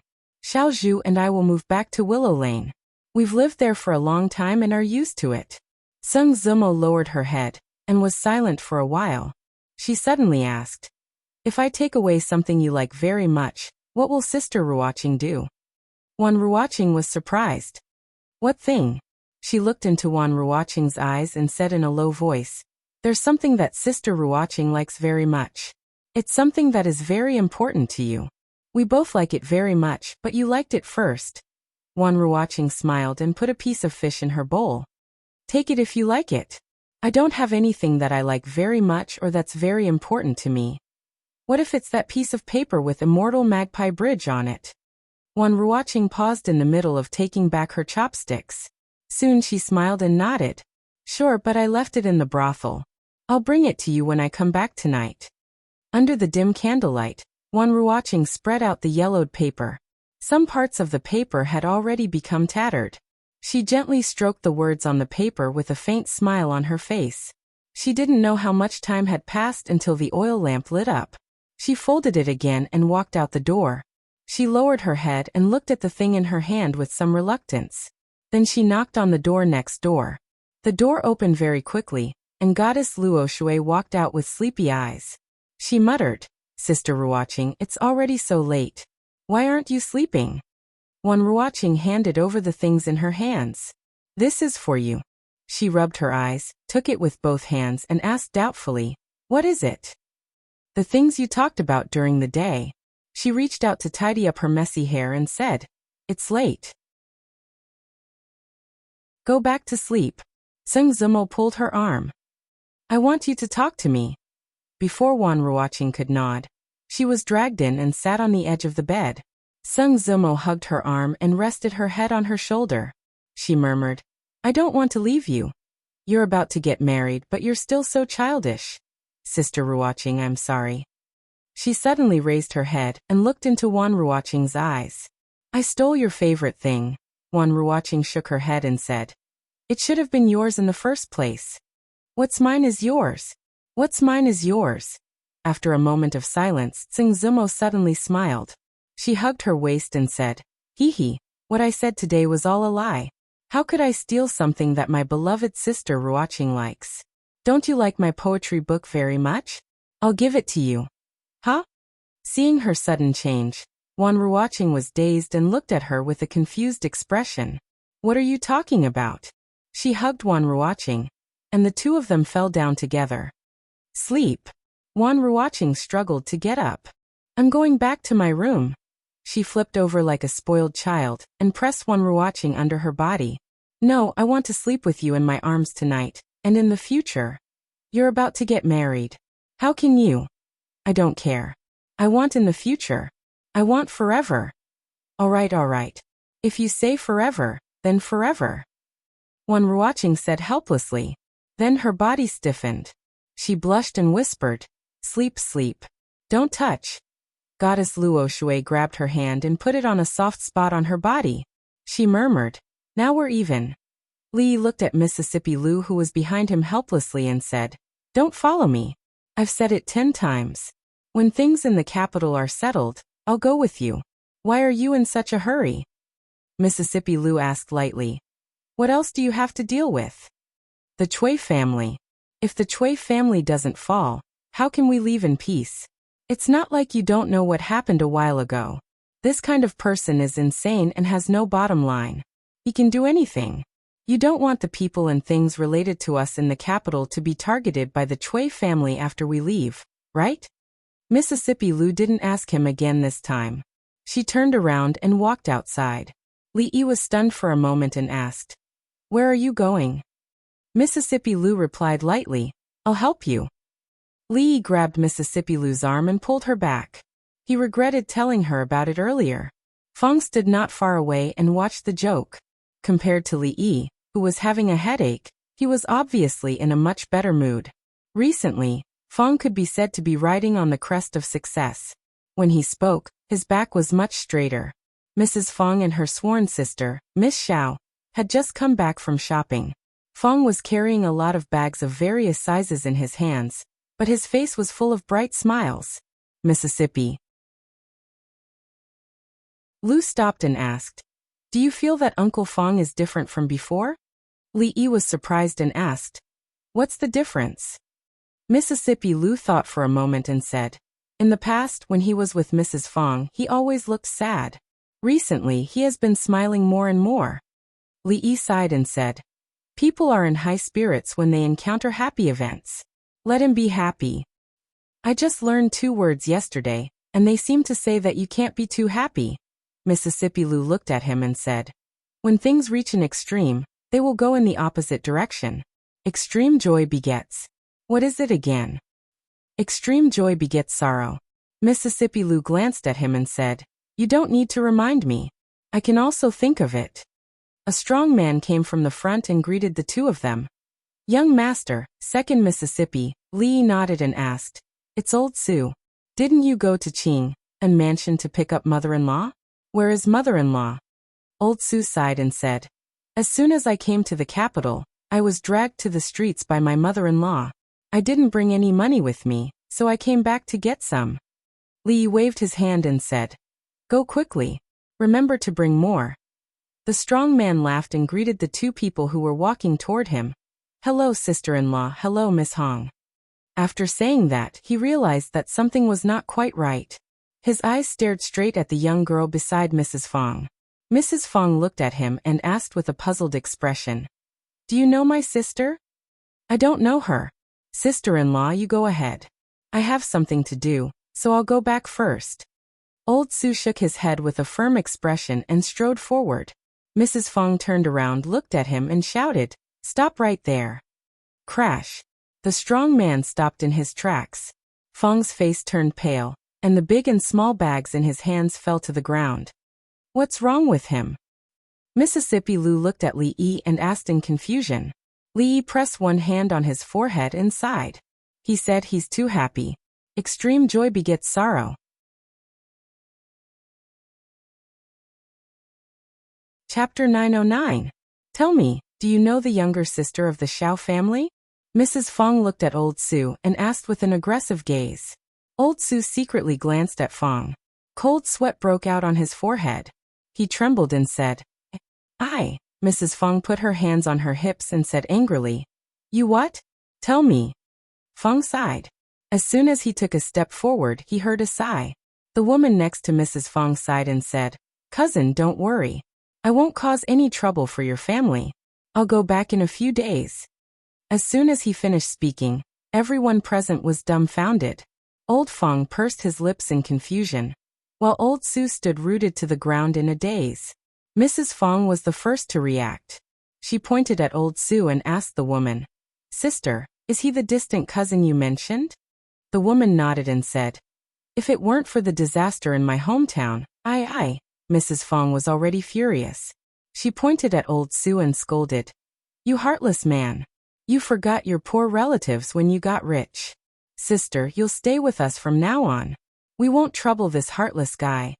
No matter how stupid Old Sue was, he still reacted at this moment. He smiled apologetically and said, "Sister-in-law, what are you talking about? Didn't I go to Qing in prefecture recently? I just miss little Hong. Since I'm back, I naturally can't trouble you anymore." Mrs. Fong ignored her. She took her arm and said, "Let's go, sister." "Ignore them. Let's go back and try on the new clothes." After saying that, she glanced at Fong and stopped in her tracks. She asked, "Why are you sweating so much?" Fong wiped the sweat off his forehead and looked up. He sighed and said, "The sun is so hot today. My eyes are sweating." Mississippi Lu looked away and said in surprise, "I've been in the village for so many years. Why haven't I heard that Old Sue has any distant cousins?" Li Yi glanced at her and said, "If he says he does, then he does. Why are you worrying about him?" Mississippi Lu turned to look at him. Her expression did not change, but her grip on her sword tightened. Li Yi touched his forehead. I have to think carefully. When are we going to the Wu Kingdom to visit my martial nephew? Her chest heaved a few times, and a moment later, a forced smile appeared on her face. I'm going to the League to train the newbies. I'll be back later. The reason why the martial arts practitioners who joined the Lu League improved so quickly was that there were many masters in the league. After accumulating enough points, they could exchange for pointers from these masters. Of course, if these masters were in a good mood, they would also train the newcomers for free. Mississippi Lu was obviously in a bad mood. Although she did not know the reason, the newcomers in the league must be careful. When he was about to go out, a servant of the Li family came to report that Lord Lu of the Ministry of Justice had come to visit. Lu Yi had been investigating an important case recently, and he must have made some progress. He gave up the idea of going out, poured 2 cups of tea, and sat down in the hall. Lord Li. After Lu Yi came in, he first cupped his hands and bowed to him. At Li Yi's signal, he sat across from him. Li Yi raised his teacup and asked, "Has there been progress on that case?" Lu Yi nodded. "I've had people follow Qin Yu for the past few days." Lord Li's guess is correct. There is indeed something wrong with the Qin family. What did you find out? Outside the capital, a manor owned by the Qin family under Qin Yan's name. There are some problems. Lu Yi's eyes were sharp. The manor is heavily guarded. Even the masters of the Secret Service can't sneak in. It doesn't look like a private garden for recreation at all. Usually, the people who enter and leave the manor are the nobles of the capital. The more it is so, the more suspicious it is. Li Yi was surprised. Even the masters of the Secret Service can't sneak in? Although there were no masters of the Grandmaster level in the Secret Service, there were many guests who were only a step away from the Grandmaster level. If even the masters of the Secret Service couldn't sneak in, it could be seen how heavily guarded the manor was. In the entire capital, perhaps only the Imperial Palace and the Department of Heavenly Punishment could compare. Lu Yi shook his head. He thought of something and said, "In the process of investigating Qin Yu, I discovered some suspicious points." What suspicious points? Lu Yi thought for a moment. Lord Li, do you know that a few years ago, Qin Yu raped his own aunt and committed the crime of incest, causing the capital to denounce him? Li Yi nodded. I heard that the woman he raped couldn't bear the humiliation and committed suicide. Later on, the Qin family suppressed the matter. Even though Prime Minister Qin is the current Minister of the Right, he has no way of influencing the people. How could the Qin family suppress the matter? Lu Yi shook his head and said, "In this matter, the Cui family used the power of the King of Shu and countless dignitaries in the capital to suppress this rebellious matter. Even the Empress in the palace contributed a lot." Li Yi knew that Lu Yi would not bring up this matter for no reason, so he waited for him to continue. The woman he raped was named Lin Lian. Before entering the Qin family, she was a slightly famous actress in the capital. Later on, she caught the eye of Prime Minister Qin's 5th son Qin He. Not long after he took her in as a concubine, that incident happened. Lin Lian is actually not the girl's real name. She was just a disciple of a performer with the surname Lin in the capital. She changed her surname after she became her master.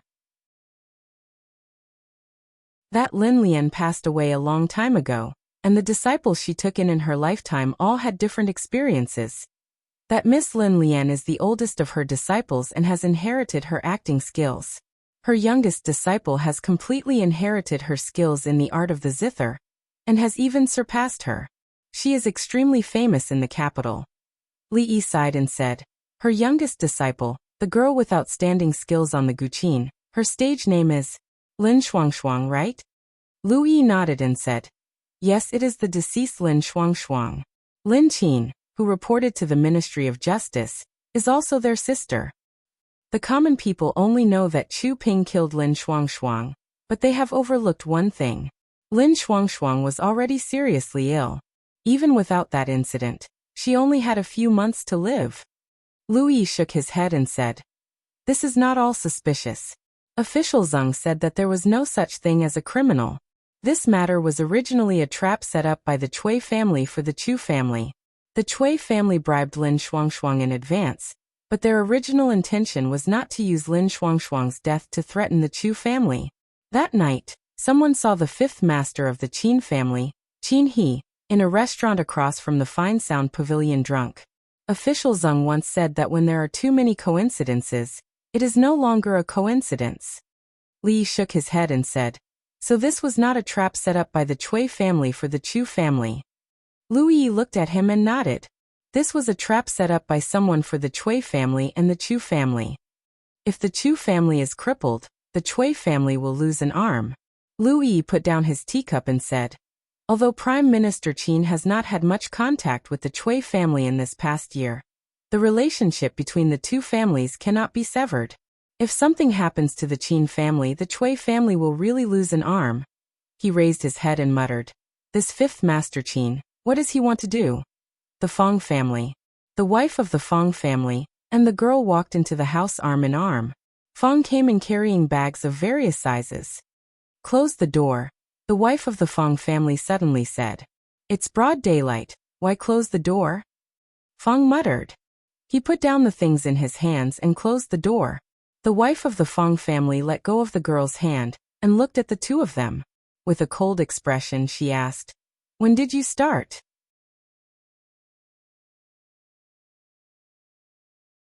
Chapter 9-10. Fong's face changed. He raised his head and opened his mouth, but he didn't say anything. When the woman heard this, her body trembled, and her face turned pale in an instant. She looked at Fong Lucier and said in panic, "Sister, don't." Fong Lucier waved her hand and said, "Don't call me that. I don't have a sister like you." Little Red's lips moved, but before she could say the next word, a mountain-like figure had already stood in front of her. Fong looked up at his wife and said in a low voice, "It's all my idea. Blame me." Fong Lucier pointed her finger at him and said in a trembling voice, You really have an affair." Fong Lucier was stunned and looked at her in disbelief. "You just tricked me." "Well, you're really capable." Fong Lucier picked up the broom on the side and fiercely whipped him. "You brought a fox spirit to our house, but you're still in the right, aren't you?" Little Red's eyes were full of tears.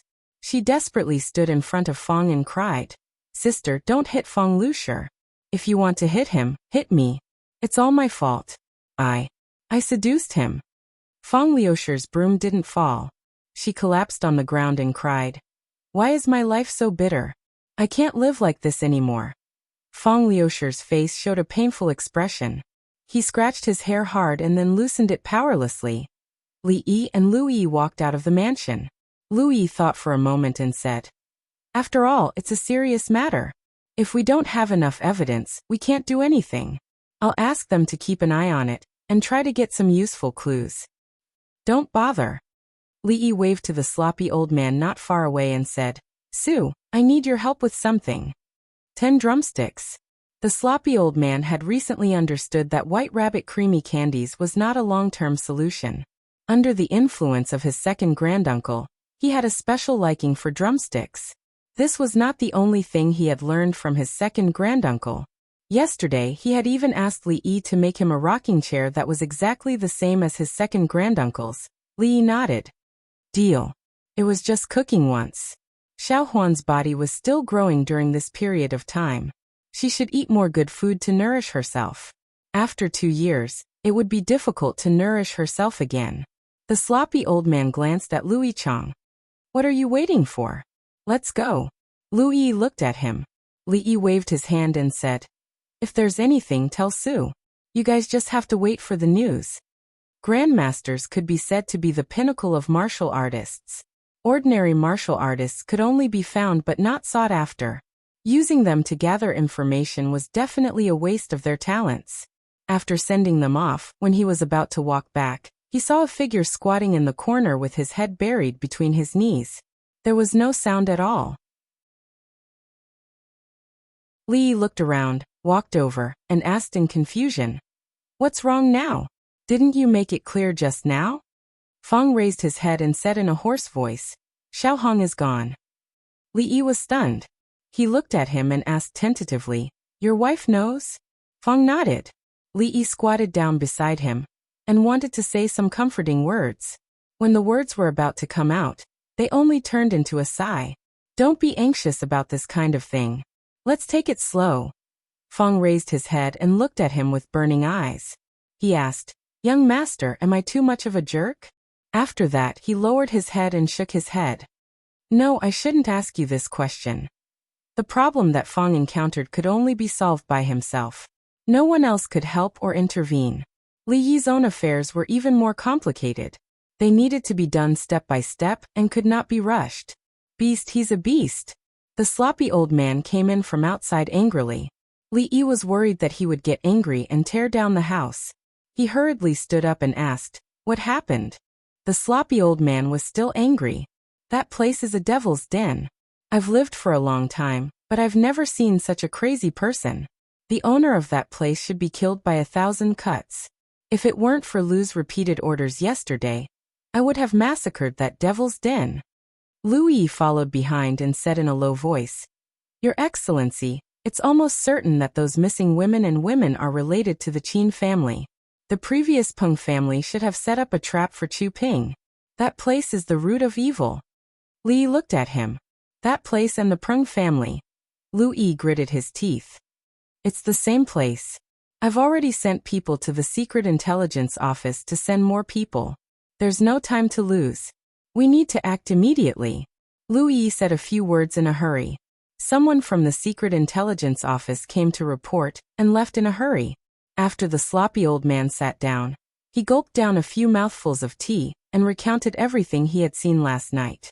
The women tied up in the room were obviously different from the prostitutes outside. They no longer knew how to resist. Their eyes were empty and vacant, and they could only be manipulated. When the sloppy old man said this, he crushed 3 cups and smashed a wooden table.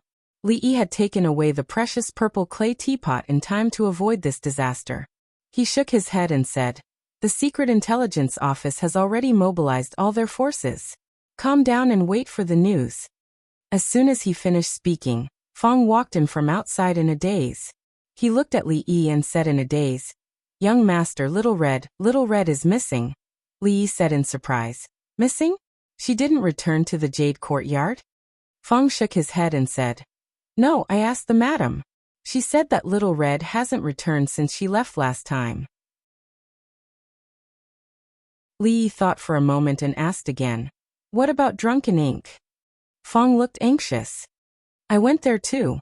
Little Cui said she didn't go there either. She didn't go back last night. She didn't bring any money with her. She doesn't know anyone in the capital. Where could she go? Don't worry. Li Yi said as he walked out of the door. Think about it first. Where else could she have gone? I'll ask the brothel and the government to inquire about the news. Outside the door, Feng Liushir's face was pale and her expression was extremely remorseful. Seeing Feng come out, she went to greet him and wanted to say something. But Feng just glanced at her and left in a hurry. In the Qin family, Qin Yan looked at his son who walked in from outside and asked with a sullen face, You didn't return last night. What did you do? I went to find a friend to drink. Qin Yu looked drunk. He shook his head and said, If there's nothing else, I'll go back to my room first. I'm sleepy. Bastard, this bastard. Qin Yan looked at his swaying back and forth as he left. He waved his hand and shook his head helplessly. Has everything been taken care of? Passing through a moon door, Qin Yu's drunkenness disappeared and he asked in a low voice. The person beside him immediately said, Little Duke, don't worry. The person has been moved. This time, they'll definitely come empty-handed. A bunch of idiots. Qin Yu twitched the corner of his mouth, and then a trace of coldness appeared on his face. He murmured, Li Yi, County Marquis Li, Dr. Li. I'll see how long you can be proud for. The coldness flashed across his face and he asked again, That woman last night? The person nodded repeatedly. She's been sent to your room. Qin Yu didn't speak again. He walked to the door and pushed it open. Seeing the empty room, his face instantly darkened. Where is she?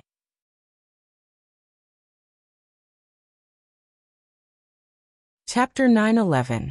Little Red had disappeared. Not only had Li Yi made arrangements for the brothel, But he had also informed the county government, and even the Secret Intelligence Office. They had already acted quickly. All they could do now was wait. There was no news, but Lu Yi soon came. There's a traitor in the Secret Intelligence Office. Lu Yi's face was as calm as still water.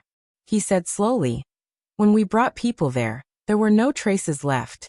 There were only a few servants of the Qin family, but they had something on them.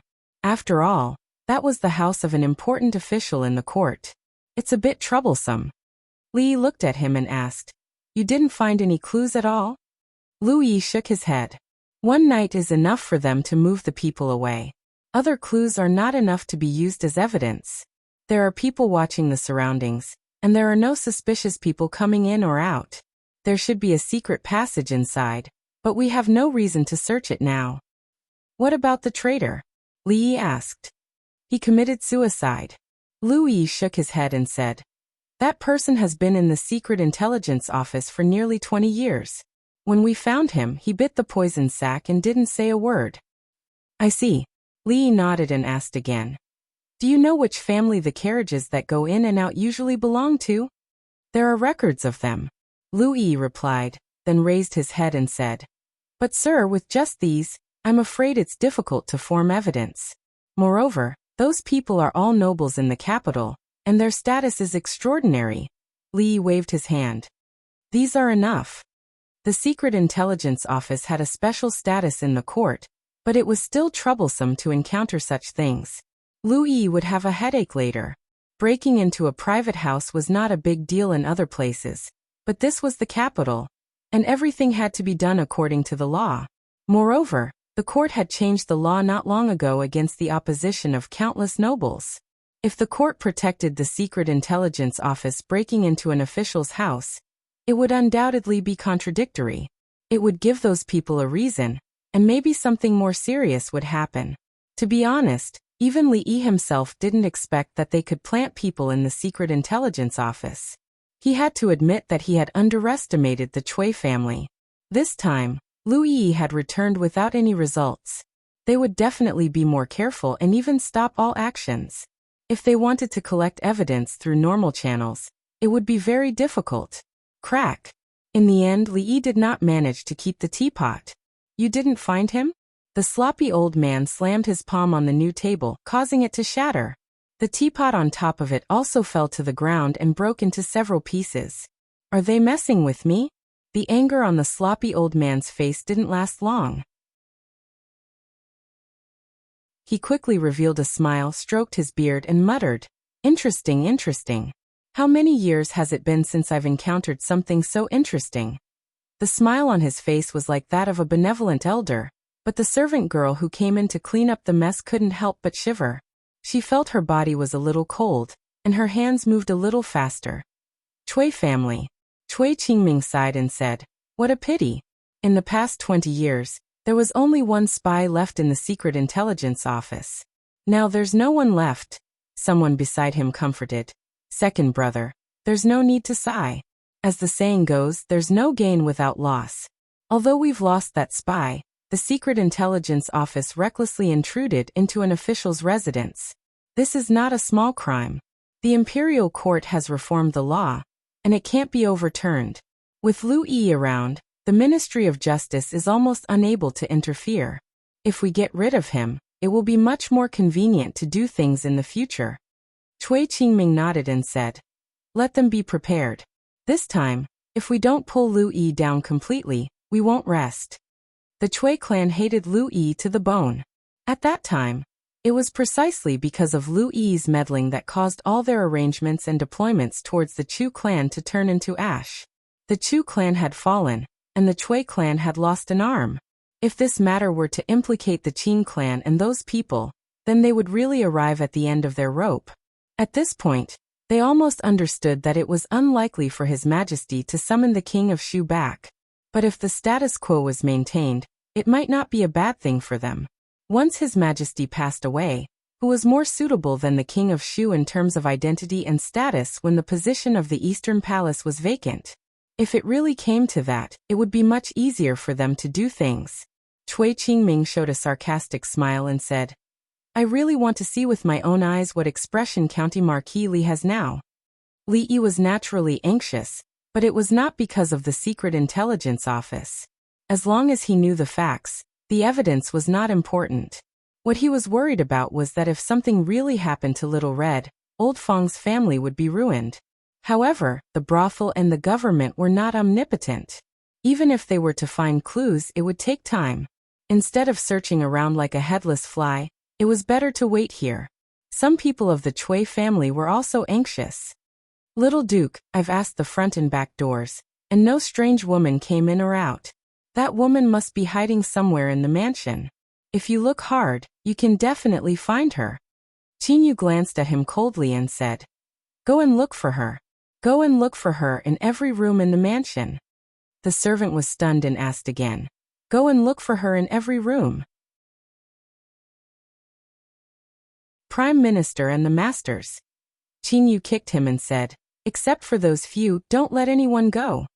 In a remote and messy woodshed in Qin's mansion, a woman looked at the figure covered in a black cloak and said gratefully, Thank you for saving me, my benefactor.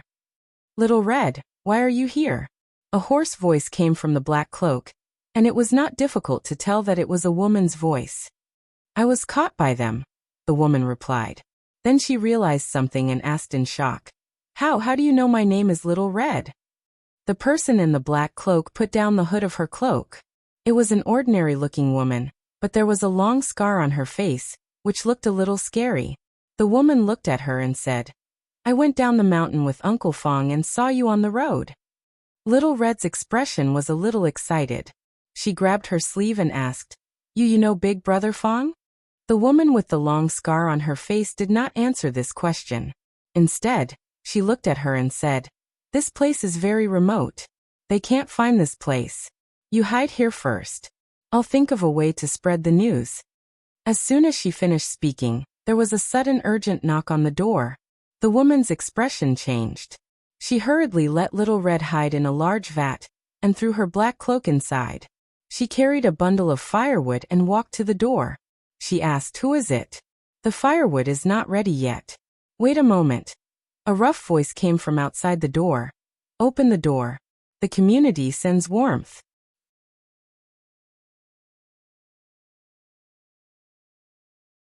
Chapter 9:12. Hearing the voice outside, the woman with the scar on her face calmed down a bit and asked, Wu, brother Wu? It's me, Xiaomei. Open the door. There's not enough time. Wu Er's voice came from outside. Lu Mei opened the door and looked at the man outside. She asked in confusion, What's not enough time?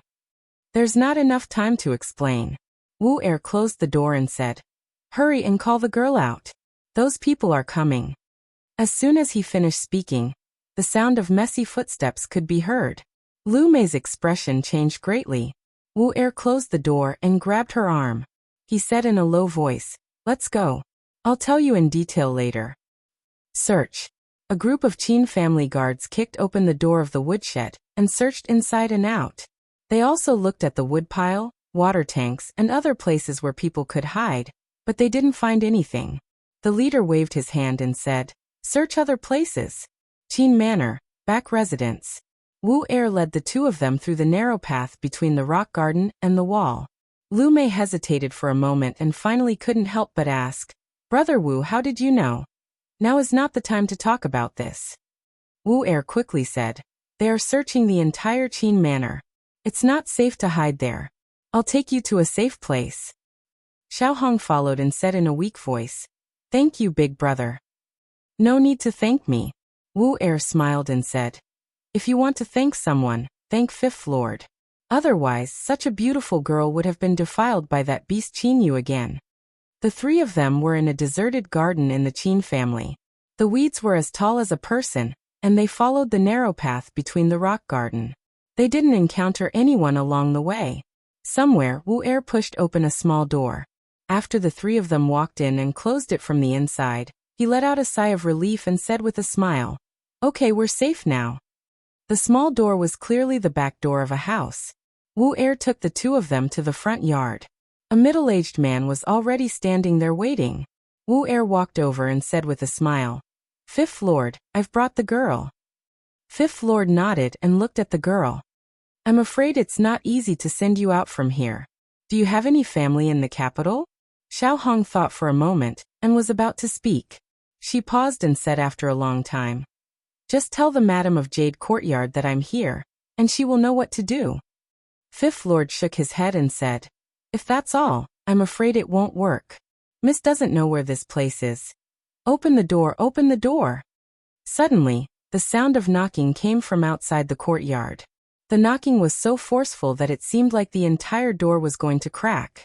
Qin Clan's fifth master glanced at Wu Er, who immediately understood. He walked over and whispered, follow me. The fifth master of the Qin family walked to the door and opened it. He asked, why did you use so much force? Fifth Lord, the head guard first casually greeted him and said, a servant girl in the mansion ran away, and now the whole mansion is being searched. Of course, we are not suspecting Fifth Lord, but just doing a routine search. Fifth Lord, you don't mind, right? The fifth master of the Qin family waved his hand and said, go ahead. Be careful and don't break anything. They swaggered in. The fifth master of the Qin family stood in the yard and watched them rummaging in the yard. When they went back into the house, he hurriedly followed them and said, be careful. If you break anything, you can't afford to pay for it.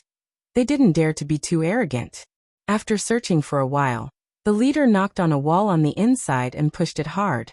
He asked, there won't be a secret door here, right? Fifth Master Qin smiled. How could it be? Unable to find anything here, the guard waved his hand. Let's go to the next place.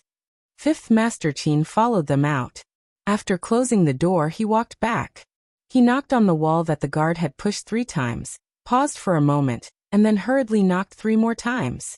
A moment later, a heavy sound came from behind the wall, and the wall slowly turned to an angle.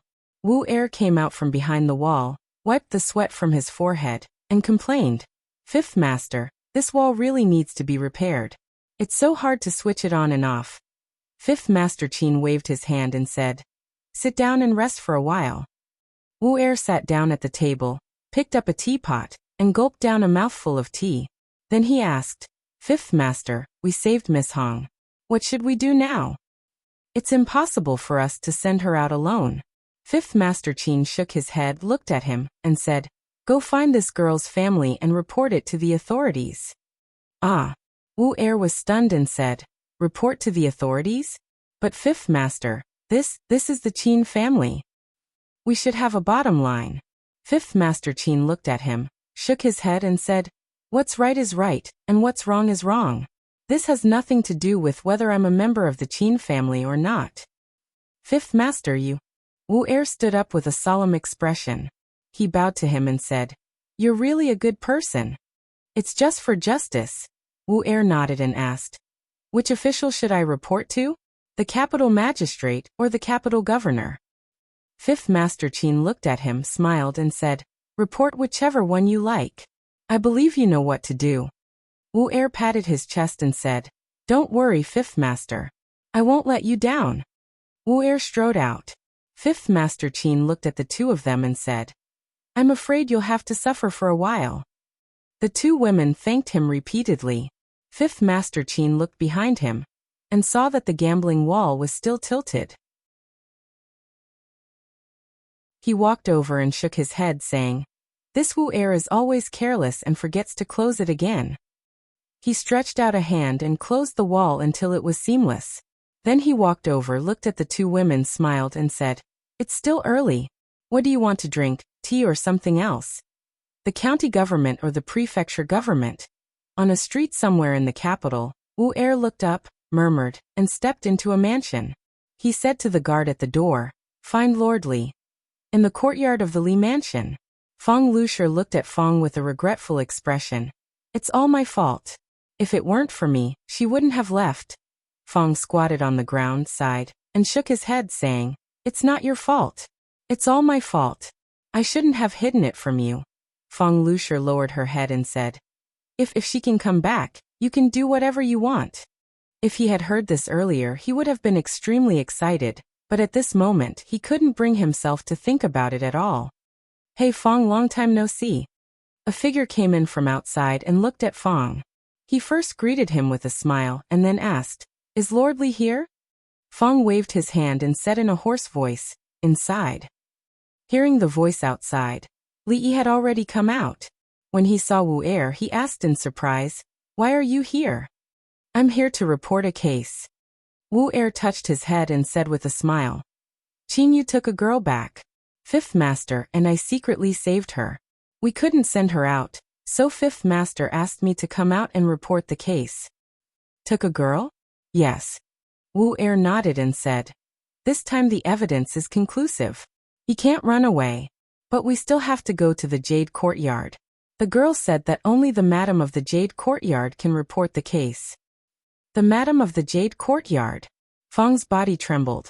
He suddenly got up and ran over quickly. He grabbed Wu Er's arm and asked, "What's the name of the girl you mentioned?" Wu Er scratched his head. I think her name is Xiaohong." The tight string in Fong's heart finally loosened, and he slumped to the ground. When Fong Lucia hurried to help him, he seemed to remember something and asked, "What did you say just now? If Xiaohong can come back?" Fong Lucia looked puzzled. "What did I say just now?"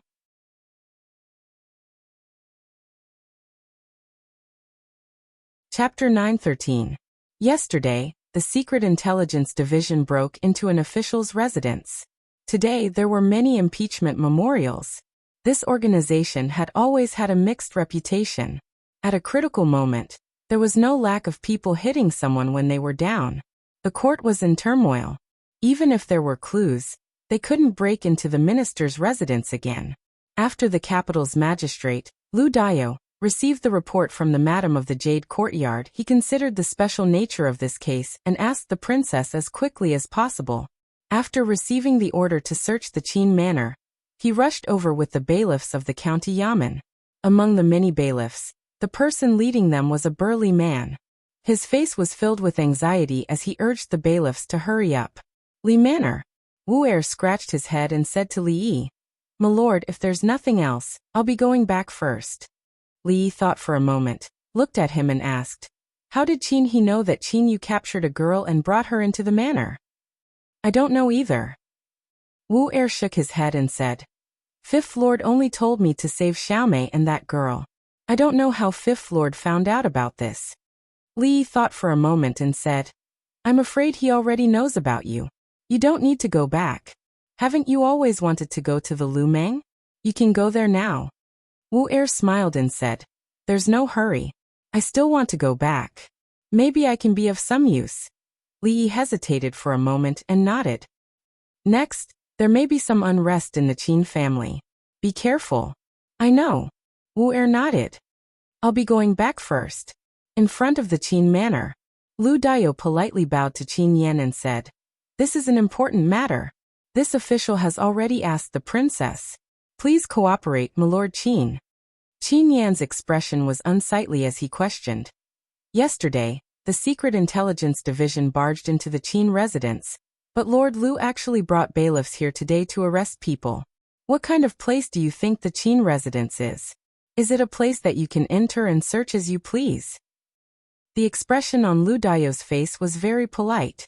He said again, "There are witnesses who saw that after the young lady was kidnapped, she entered the backyard of Qin Manor. It's not that I don't believe you, Lord Qin, but this case is really too important. It's also related to another big case that even His Majesty is very concerned about. I really have no choice but to do this.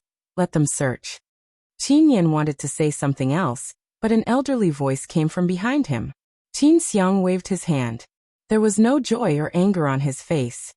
Since it wasn't done by the Qin family, what harm is there in searching? But if we let them enter, where would the face of my Qin family be? He retorted. Seeing that Qin Xiang's face was still expressionless, he gloomily looked at Lu Dayo and said, "Lord Lu, this official can let you in. If you can find that woman in my Qin residence today, I Qin Yan have nothing to say. If you can't find her, then tomorrow in court, Lord Lu will have already prepared an excuse." "Thank you, Lord Qin." Lu Dayo cupped his hands and turned his head to order. "This is the Qin residence. You can search, but do not act rashly." Under the lead of the large man, more than 10 bailiffs filed in. Trash, how could there not be? Could it be that she can grow wings and fly out of the residence? Qin Yu's face was gloomy as he coldly asked. A Qin family servant shivered and said, "Little High Duke, other than the Prime Minister's room, we've already searched the entire Qin residence, inside and out. We really haven't found that woman. It's possible that she really has escaped." Escaped? What do you think this Qin residence is? Qin Yu suddenly threw the teacup over. The servant let the teacup hit his head and didn't dare to dodge. He didn't even dare to wipe the blood that flowed down. At this time, another person ran in from outside in a panic and said in panic, "Little High Duke, it's bad. The government has come to the Qin residence to search. They said that we've captured a woman." Qin Yu coldly glanced at that person. "When you captured her yesterday, did someone see you?" That person's expression changed. No. Qin Yu thought for a moment, waved his hand and said, "If they want to search, then let them search." The Qin family servant raised his head and asked carefully, "Little High Duke, what if they really find her?" Qin Yu looked at him coldly. "If they really find her, I'll chop you up and feed you to the dogs." Wu Er hurriedly walked into the room and said, "Fifth Master, the capital magistrate has brought people over." Fifth Master Qin glanced at him and asked, "Why are you back?" Wu Er said in surprise, "I came back after reporting to the government. Where else can I go?" Fifth Master Qin's gaze stayed on his face for a moment and said, "Forget it, it's not important. The two girls have gone out from the back door. The county government's bailiffs will find them." He clasped his hands behind his back and walked out of the courtyard. Wu Er asked in surprise, "Fifth Master, where are you going?" "Going out for a walk." Fifth Master Qin didn't look back, but waved his hand behind him. "I'll walk alone. You don't have to follow me this time." Wu Er stopped. After touching his head he nodded and said, "Okay." The bailiffs searched carefully in Qin's mansion. They were very patient in the face of some uncooperative people. After all, this was Qin's mansion. Even if Lord Lu didn't specifically instruct them, they didn't dare to act rashly. However, many servants of Qin's mansion looked at them from a distance, pointing at the group of people and talking. Wu Er walked over leisurely with his hands behind his back. He pointed at the bailiffs and said, "This is the yard of the second master. How can there be people hiding here? Be careful. Don't break anything. You can't afford to pay for it." The leading man's face darkened. He pointed in a direction and said, "Go over there and find them." "Over there? That's the residence of the third master. The third master is a fifth-level official in the imperial court. He's very honest. It's impossible for him to hide people. Go over there. That's the residence of the servants. You can go if you want. Anyway, I don't think it's a good place to hide people." The leading man looked back at him and asked, "Then where do you think it's a good place to hide people?" Wu Er shook his head and glanced in a certain direction. "Then how do I know?" The leading man pointed at that place and asked, "What's that place?" "That place?" Wu Er glanced at it and shook his head. "I don't know." After saying that, he walked away leisurely. The leading man suddenly waved his hand and pointed in that direction. Search. In a deserted garden in the backyard of Qin's mansion, the bailiffs found two women behind a rockery. When one of the women saw the man dressed as a bailiff, her face lit up with joy. She took 2 quick steps forward and then stopped. She knelt on the ground and said in a loud voice, "Your Excellency, you must seek justice for me." Seeing this scene, the expressions of the people of Qin's family who followed them changed greatly. Some people in the distance looked even more frightened. They had searched this place many times just now. There was no one at all. "Little Duke, it's bad. They found the woman in the backyard." A servant of Qin's family rushed into Qin Yu's residence and said in a panic.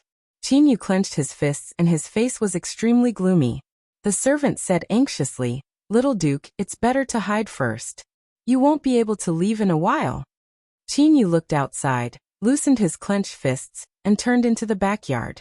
In the capital, when night gradually fell, a dry well in the courtyard of a house 2 streets away from Qin's mansion suddenly lit up with a faint light. The rope tied to a tree outside the well swayed for a long time, before a figure climbed out of the well with difficulty. He looked back at the well and said in a low voice, "Hurry up. Take advantage of the darkness to go to the Chui family." In the courtyard, a figure who had been sitting for a long time sighed. "Why did you come so late? I've been waiting for you for a long time." Qin Yu suddenly turned his head. "Who is it?" He only saw a vague figure in the darkness and suddenly felt a pain in his neck. His whole body weakly fell to the ground.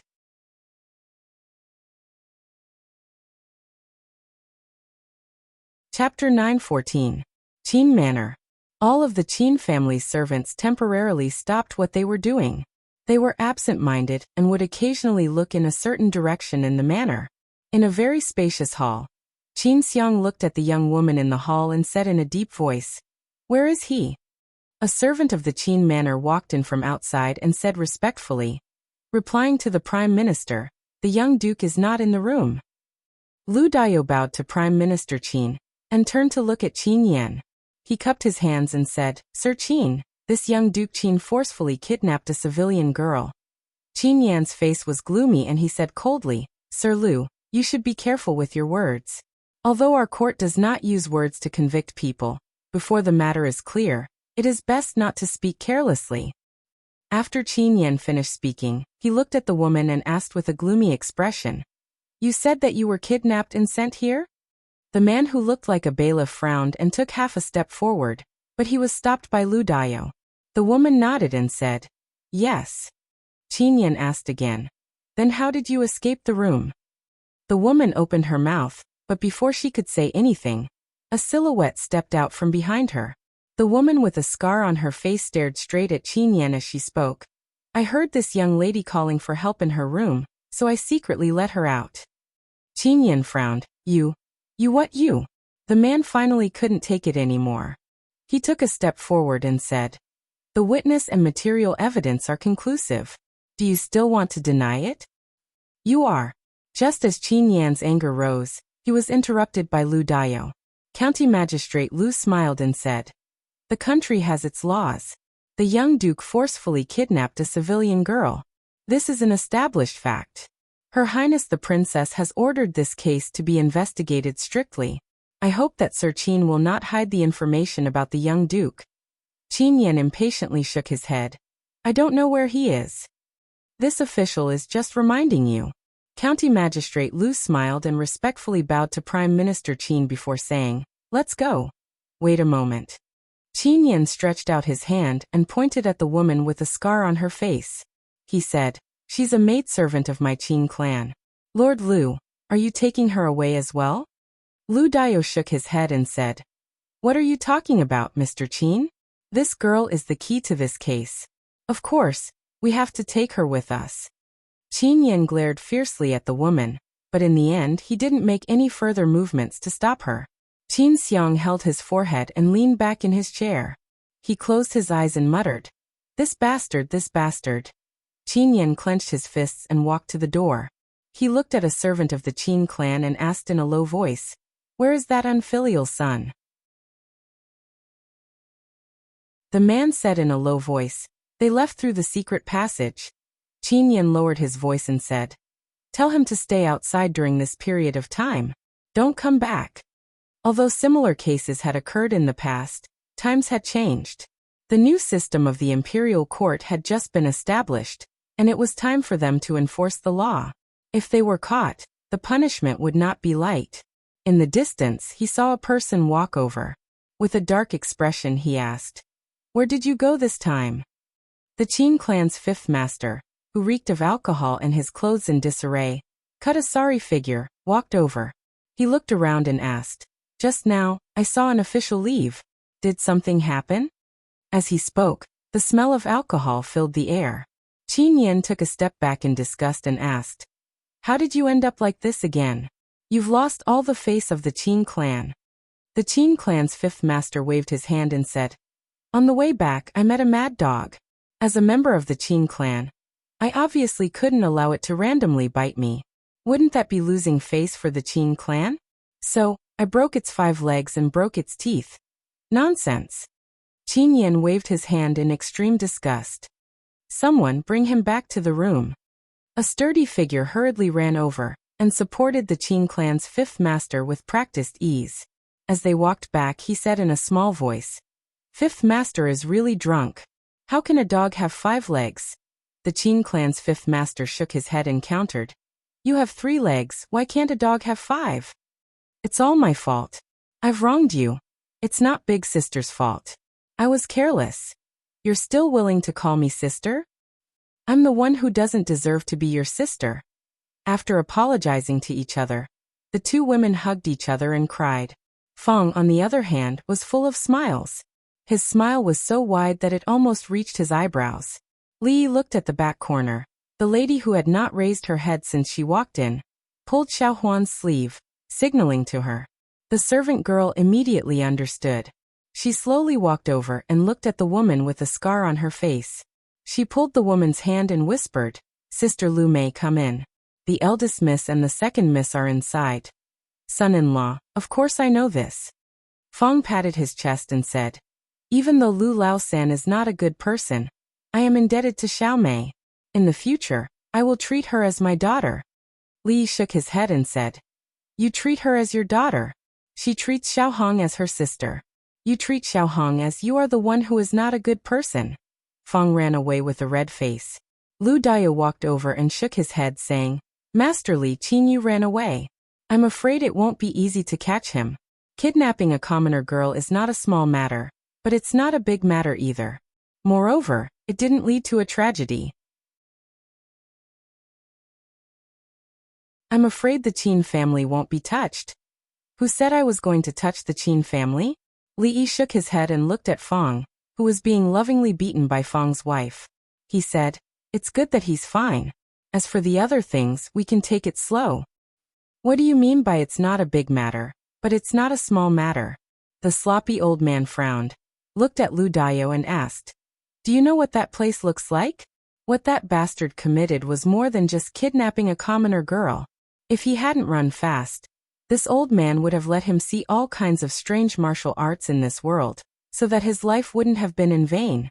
The sloppy old man was very excited and angry. Li could understand. This time he was really made a fool of. If he couldn't get back at them, he was afraid that it would be difficult to untie the knot in his heart. Maybe even his heart of martial arts would be affected. Li looked at him and said, "Su, don't be excited. Don't worry, I promise to find out this matter soon. When the time comes, I will let you do it yourself. Those who should be punished will not be spared." A worried look appeared on County Magistrate Lu's face. He said, "With such a thing happening to the Qin family, I'm afraid that very few people will impeach Lu Yi. It's best to let him investigate this matter. However, last time, we alerted the enemy. I'm afraid it won't be easy to investigate again." Li shook his head and said, "In the morning assembly tomorrow, Lord Lu will impeach Lu Yi in front of all the officials. He used his identity as a spy to break into an official's house and was lawless." Ah! County Magistrate Lu was stunned and couldn't believe his ears. "Forget it, your identity is not suitable." Li thought for a moment, then shook his head and said, "Let's change it to Lord Zeng. When Lord Lu goes back, please go to the capital governor's mansion." County Magistrate Lu thought for a moment and asked doubtfully, "Lord Li, forgive this lowly official for being slow-witted, but why do we impeach Lu Yi?" "Lord Lu is very careful. After Lord Zeng impeaches Lu Yi." Li looked at Lu Dayo and said, "Lord Lu, please write down the names of those who follow the trend."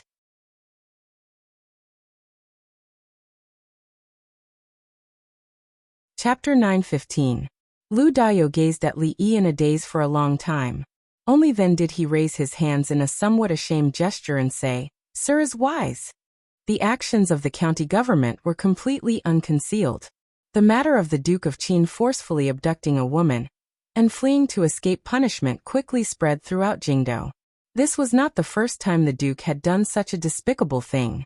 He had done many more shameless things before, but by relying on his powerful background, he was able to settle them all. However, that was then and this was now. Recently it was a special time. Let alone the Duke, even if it was a prince committing a crime, it had to be tried according to the rules. Otherwise, the court, which had just reformed the law, would be slapping itself in the face. Countless people were waiting to see them make a fool of themselves. Of course, no law could be changed overnight. Perhaps the Qin family would be condemned by public opinion, but it would not be able to harm their foundation. Although the people were helpless, they could only accept this reality. The Cui family. Qin Yan gazed at Cui Qingming with a face full of surprise and asked, "He hasn't come to the Cui family?" Cui Qingming shook his head and said, "Earlier, he only sent someone to tell me about the secret intelligence office. He didn't come tonight." He then shook his head and said, "Today is different from the past. He really should be more careful. If he is caught by the government, it will be troublesome. After this incident, I will let him stay at home peacefully for a period of time. When His Highness the King of Shu returns, everything will be settled." Qin Yan sighed and said, "I'll go to the other families to see. If this unfilial son isn't in the Cui family, where can he hide?" After Qin Yan left, a person walked up to Cui Qingming and said in a small voice, "The matter of Qinyu is only a small matter. Its influence is limited. I'm just afraid that once they catch Qinyu and dig out some other things from his mouth, things will be very bad." Cui Qingming thought about it and waved his hand. Even if they really dig it out, what can they do? If they really have the guts to dig it out, there's no harm in helping them. The middle-aged man beside him paused and seemed to realize something. He then smiled and said, "Second brother is right. Even if they have the guts, they don't have the strength." Late at night, Qin Yan dragged his tired body back to the Qin manor. His expression was dark as he muttered to himself, "Just where did this unfilial son go?" It was rare for Li Yi to wake up early today. In fact, there would always be 1 or 2 days a month when he had to wake up early. Not only was he tortured by Li Duan, but Mississippi Lu had also pestered him to study with her until midnight last night. He was severely lacking in sleep. Before the old emperor arrived, he wanted to lean against a pillar and take a nap. However, a fly kept buzzing in his ears, and he couldn't chase it away no matter how hard he tried. Li Xian frowned and said, "What's going on with Lu Yi? Isn't he usually very cautious? Why is he so reckless this time? When I came over just now, I heard a lot of people talking about him in front of His Majesty." Li Yi struggled to open his eyes and said weakly, "Fine. Don't talk. The court is about to begin. Let me sleep for a while." Li Xian looked at him and asked in surprise, "What's wrong with you?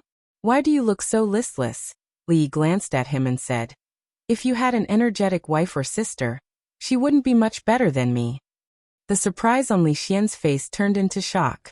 He asked in a low voice, "You've already taken her down?" Before Li Yi could understand what he was saying, a eunuch announced in a sharp voice that His Majesty had arrived. When the old emperor went to court, he needed 2 eunuchs to support him. The eldest princess sat on the lower right side of the emperor. The officials greeted her one after another. "My ministers, what important matter do you have to report to me today?" He looked down at the people below. His voice was still calm, but it didn't have the same imposing manner as before. In the main hall, Cui Qingming met the eyes of several people and nodded slightly. One of them was about to step forward, but someone else in front of him stepped forward before him. Cui Qingming's eyes narrowed as he looked at the figure in front of the hall. The capital governor, Xing Shichen, bowed and said, "Your Majesty, I accuse the Assistant Minister of Justice, Lu Yi. Relying on Your Majesty's favor, he disregarded the law and brought people from the secret bureau to break into the official residence." Cui Qingming was startled, and some doubt appeared on his face. Xing Shichen actually wanted to impeach Lu Yi. Could it be that he had guessed wrong? However, this wasn't the time to think about these things. He signaled with his eyes, and a few more people stepped forward. "I accuse the Assistant Minister of Justice, Lu Yi." "I second that." For a moment, Lord Lu Yi, who had risen from a small bailiff to the position of Assistant Minister of Justice in the past 2 years, became the target of public criticism. People kept stepping forward to impeach him, but the reasons for the impeachment weren't exactly the same. Behind the crowd, a gaze swept across the people who stepped forward one by one. It swept back and forth a few times before he took out a brush from his sleeve and began to write on the ceremonial tablet. The people stepped forward one by one in an orderly manner. At some point, A white-haired old man stepped forward.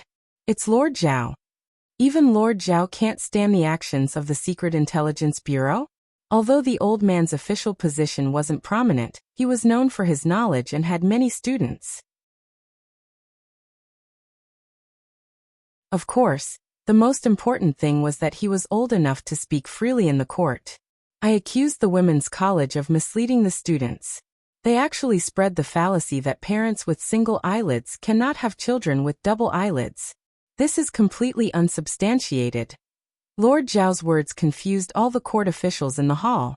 Wasn't everyone criticizing Lu Yi just now? The atmosphere was unprecedentedly high. If they put in more effort, they might be able to pull him down from the position of Assistant Minister of Justice. Had Lord Zhao gone senile? Why did he run out at this time to join in the fun? The court officials didn't care. The ceremonial tablet in the hands of the capital magistrate Lu Dayo fell to the ground, and he hurriedly picked it up. Li Xian's mouth was wide open, and his face was full of horror. Li Yi opened his eyes, and he was no longer sleepy. In the main hall, there was no expression on Emperor Jing's face. Below him, the eldest princess, who had always been as still as a mountain, had the beads hanging from the phoenix crown on her head shake. Lord Zhao's interruption was very untimely. It was very likely that he would change the topic and cause His Majesty to overlook Lu Yi's crimes. Some people began to suspect that Lord Zhao, who had always taken a clear stand, had gone senile or had betrayed them. But at the moment, this was not important. Soon, someone stood up and continued the previous topic. He bowed and said, "Your Majesty, in the past 2 years, the Secret Bureau has relied on Your Majesty's favor and has become more and more lawless.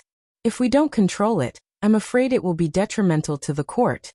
Everyone ignored Lord Zhao and brought the topic back. Lord Zhao originally wanted to say something, but after hearing a few whispers from the people beside him, he had no choice but to give up. So many people in the court had stood up one after another. Even the emperor couldn't ignore the opinions of so many people. Emperor Jing stood up from the dragon throne and said, "Since there are so many people impeaching, the Assistant Minister of the Ministry of Justice, Lu Yi, will temporarily suspend the matters at hand. The matter of the Secret Bureau breaking into the official residence will be handed over to the Supreme Court for trial." After dealing with the Secret Bureau case, the court officials didn't have many important things to report. After the eunuch announced the dismissal of the court, Li Yi felt relieved and slowly walked outside with Li Xian. "County Marquis Li, Crown Prince." A eunuch quickly walked over from behind and said, "His Majesty has summoned you. Please move to the Hall of Diligent Government."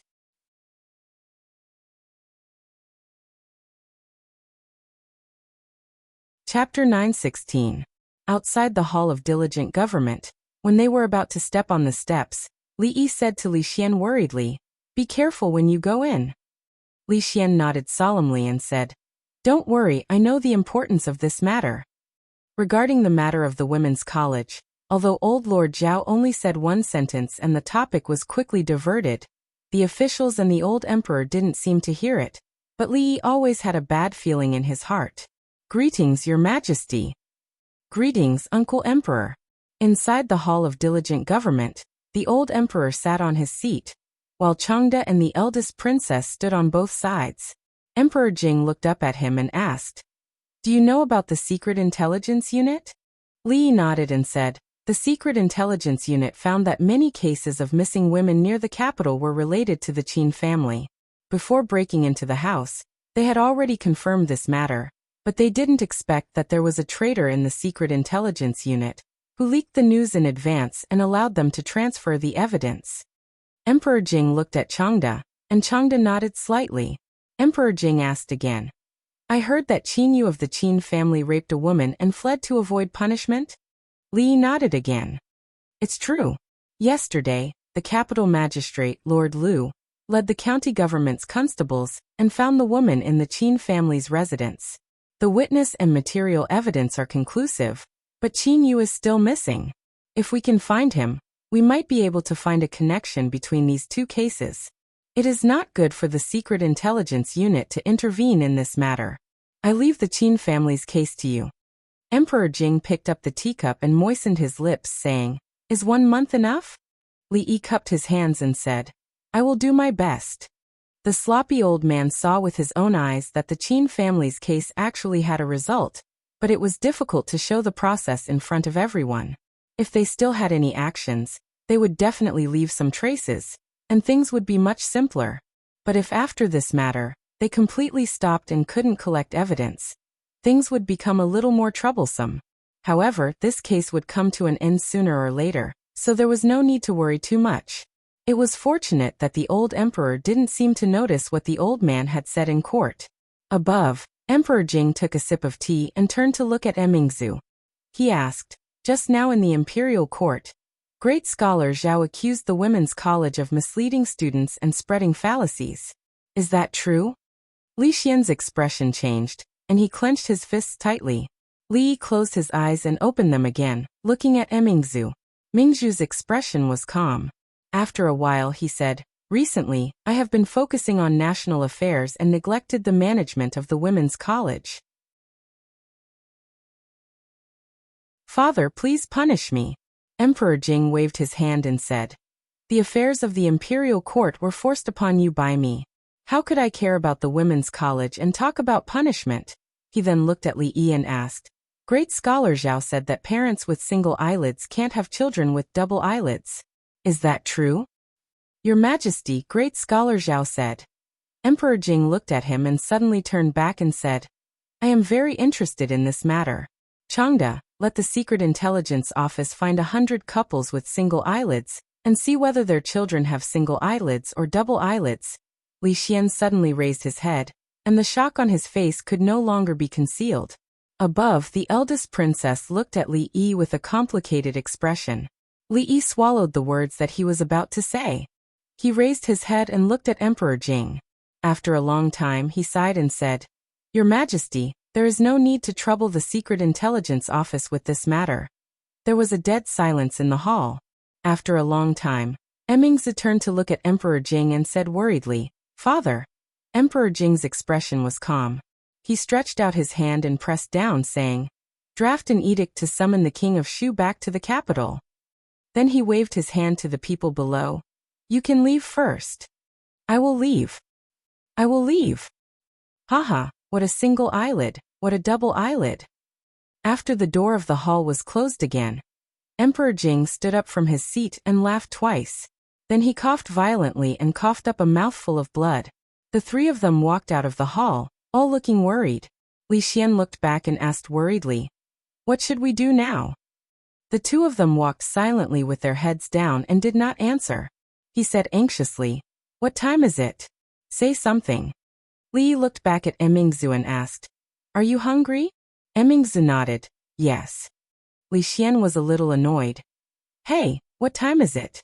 You are still talking about this. After half an hour at the meal, he wiped his mouth and rubbed his bulging belly, then said, The Cui family deserved to die, but Uncle Emperor. Li tore a chicken leg and stuffed it into his mouth, and said impatiently, Eat your food.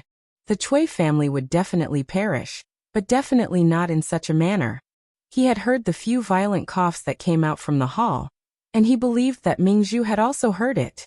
Using the Cui family's destruction to exchange for these, was it worth it or not? There was no conclusion. This was just the beginning.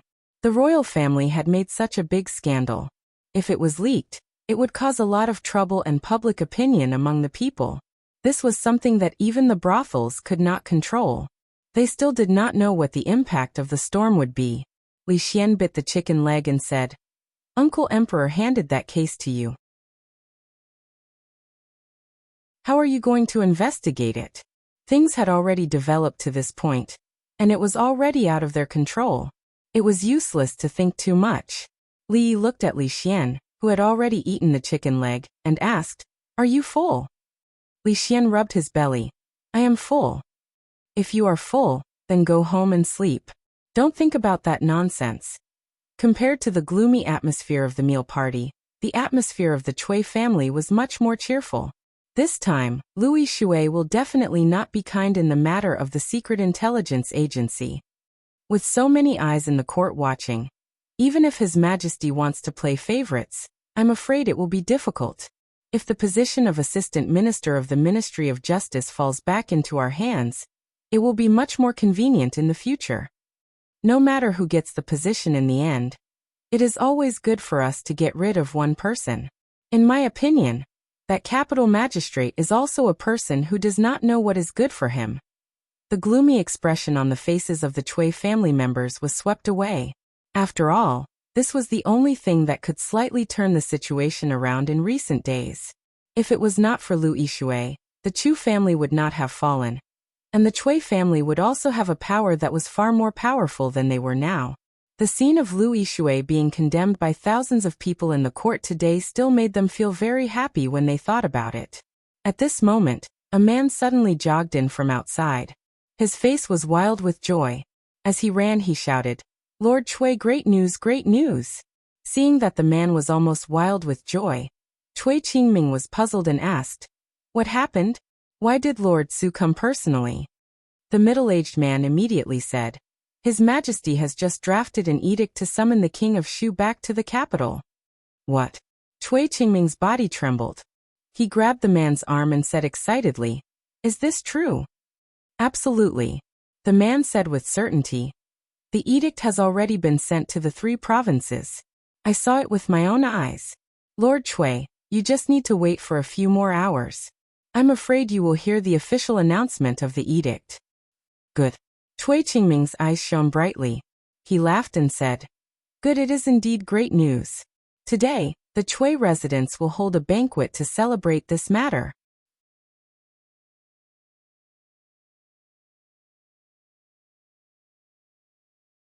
Chapter 9:17. In a courtyard of the Zeng residence, Xiao Chui rested her chin on her hands and looked in the direction of the stone table in the courtyard. She murmured, "Xiao Zhu, do you think Li won't get tired of eating osmanthus cake like that?" Xiao Zhu rolled her eyes at her and said, "Do you think Li is like you? Fickle and fickle. He used to like it more than anyone else. Now that he has Su Fuji's candied plums, he won't touch osmanthus cake anymore." Xiao Chui turned around and glared at her. "That's still better than you always stealing my candied plums." Xiao Zhu didn't continue to pay attention to her. She rested her chin on one hand and whispered, "It's good that he doesn't get tired of it. Just like how Li likes your young mistress. He hasn't gotten tired of it even after so long." After that, she sighed and said, "Li met my young mistress first. At that time he and Sister Zuma weren't that close, but now..." Xiao Chui glanced at her and said mysteriously, "You don't understand this." Xiao Zhu rolled her eyes at her again. "I don't understand. Do you?" "I don't understand?"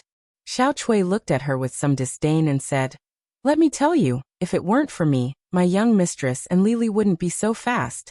Li Yi sat at the stone table. There was a plate of osmanthus cake on the table. He looked in a certain direction, his eyes unfocused. He reached out to pick up a piece out of habit and put it into his mouth. It was hard to say whether the important officials that he was keeping an eye on would make a move next. The key person in the case had actually disappeared. Qin Yu, that little bastard, had no other skills, but he ran pretty fast. Even the Secret Intelligence Bureau couldn't find him. They really underestimated him in the past. Going through Qin Yu to solve this case was the simplest and most convenient method. Although it was not direct enough, sometimes being direct often meant trouble. In fact, the most direct method was to give the list to the sloppy old man. Su's anger had not yet subsided. The wrath of a grandmaster was definitely not something that those who were used to living like princes could withstand. With a complete set of techniques to separate tendons and dislocate bones, not to mention a case, they could even confess all the bad things their ancestors had done for 18 generations. These officials were probably the last trump card of the Chui family. If the case was handled this way, the Chui family would be isolated and helpless in the capital. Moreover, if the Chui family was really related to the case, the Chu family would be their example. The advantage of doing this was that the Chui family had committed such a serious crime. Although they would not be exterminated, they would not be able to escape the confiscation of their properties. Thus, there was no need to use the matter of the King of Shu to deal a fatal blow to the Chui family. The matter of the King of Shu could be handled by the royal family as an internal matter. The problem was, although this method was straightforward, it involved so many nobles and officials at the same time. It would probably cause a huge earthquake in Jingdo. The safety of the nobles could not be guaranteed. It would certainly cause panic among the people and shake the court. Why couldn't there be a method that could satisfy both sides? What a headache, what a headache. Wan Ruoqing walked out of the room and saw that there were only a few pieces of osmanthus cake left on the stone table. She walked into the kitchen and took out another plate to replace the empty one on the table. Li was thinking about something. When he put the thing he touched into his mouth out of habit, he found that something was wrong. Osmanthus cake. It didn't taste like this. He came back to his senses and looked down. He found that he was holding a white and slender hand. What he put into his mouth was not osmanthus cake, but a finger as white as jade. Wan Ruoqing stared at him in a daze. Her mind was blank, so much so that she forgot to pull her finger back. Li put down her hand and looked embarrassed. I'm sorry, I didn't notice just now. No, it's okay. I should have told you. Wan Ruoqing said with a red face and left in a hurry. On the other side, after listening to Xiao Chui's words, Xiao Zhu looked enlightened and murmured, So that's how it is, Xiao Chui said proudly. Of course our young miss is a blockhead. If she had to rely on herself for this kind of thing, I don't know how long she would have to wait. Our young miss is also a blockhead. Xiao Zhu looked thoughtful.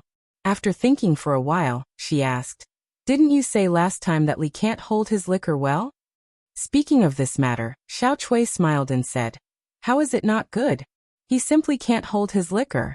Not to mention our young miss, Li can't even hold his liquor as well as I can. Last time, you didn't see him. He only drank 1 cup and he was dizzy. After 3 cups he was unconscious. After the embarrassing incident just now, Li was not so absorbed in thinking about things. He finally noticed a gaze that looked over from time to time. When Xiao Zhu walked past him for the umpteenth time, Li finally couldn't help but ask, Why do you keep looking at me? After eating so many osmanthus cakes, are you thirsty? Drink some grape wine. Xiao Zhu said with a smile and handed over a wine pot. In fact, he was really coughing. Li took the wine pot and poured a cup. After sniffing it, he said in surprise, This is not grape wine, is it? Xiao Zhu picked up the wine pot and sniffed it. It seems that I took the wrong one. It's all wine.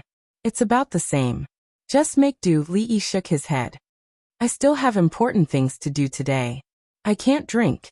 He got up and walked into the house. Third Miss Chen was teaching Zue Mo to embroider a wedding dress. A wedding dress was already more than half done, and was about to be completed. After sending Third Miss Chen out, he didn't see Chen Chong. Li asked casually, Why didn't I see Lord Chen today? He went to the Chui family's banquet. Third Miss Chen looked at him and asked, I heard that His Majesty summoned the King of Shu back to the capital. Li nodded and asked again, Lord Chen went to the banquet to celebrate the return of the King of Shu? From the invitation sent by the Chui family, it should be so. Seeing his strange expression, Third Miss Chen asked again, Is there a problem? Li dismissed her servants and helped her into the carriage. When he put down the curtain, he said in a low voice, When the King of Shu returns to the capital this time, many people will die. Probably, it will be among those who attended the banquet today. Seeing that there was no movement in the carriage for a long time, a servant girl walked up and asked in a low voice, Third Miss, are we going back? The curtain was lifted a little, and a voice came out. Go to the Chui residence and tell Second Master that I have a headache. Yes. The young maid responded and hurriedly ran forward. Capital Governor's residence. A servant handed over an invitation and asked, Master, are you really not going to the invitation sent by the Chui family? Sung Shichen threw the invitation aside without looking at it and said, I'm not going. If they ask, just say that I have a headache. Chui residence. Chui Qingming, who was already in charge of all the affairs of the Chui family, stood at the door and personally welcomed the guests. Lord Qin, please come in, please come in. Lord Han, please go in first. We'll talk later. Elder Zhao, you're here too. The guests were also full of smiles. After presenting their gifts, they cupped their hands in greeting. I've also heard that the King of Shu is about to return to the capital. Congratulations, Lord Chui. His Majesty summoned His Highness back to the capital at this time. The meaning is self-evident. I'll congratulate Lord Chui in advance. Although the news of the King of Shu's return to the capital had not been widely spread, the officials in the capital naturally had channels to know. No matter how they were suppressed in the capital, as long as His Highness was still alive, their hope was still there. Now their hope had returned. In front of the Chui residence, a carriage stopped. Chui Qingming walked up and greeted with a smile. Brother Chen. A servant girl ran over, panting, and whispered a few words in Chen Chang's ear. Chen Chang's expression changed and he asked, "What did you say? Third Miss is sick?" Chui Qingming was startled. He took another step forward and said, "Brother Chen, please." Chen Chong turned around and jumped back into the carriage, urging, "Hurry back to the residence." Chui Qingming stood where he was, watching the carriage leave in a daze. "Please come in."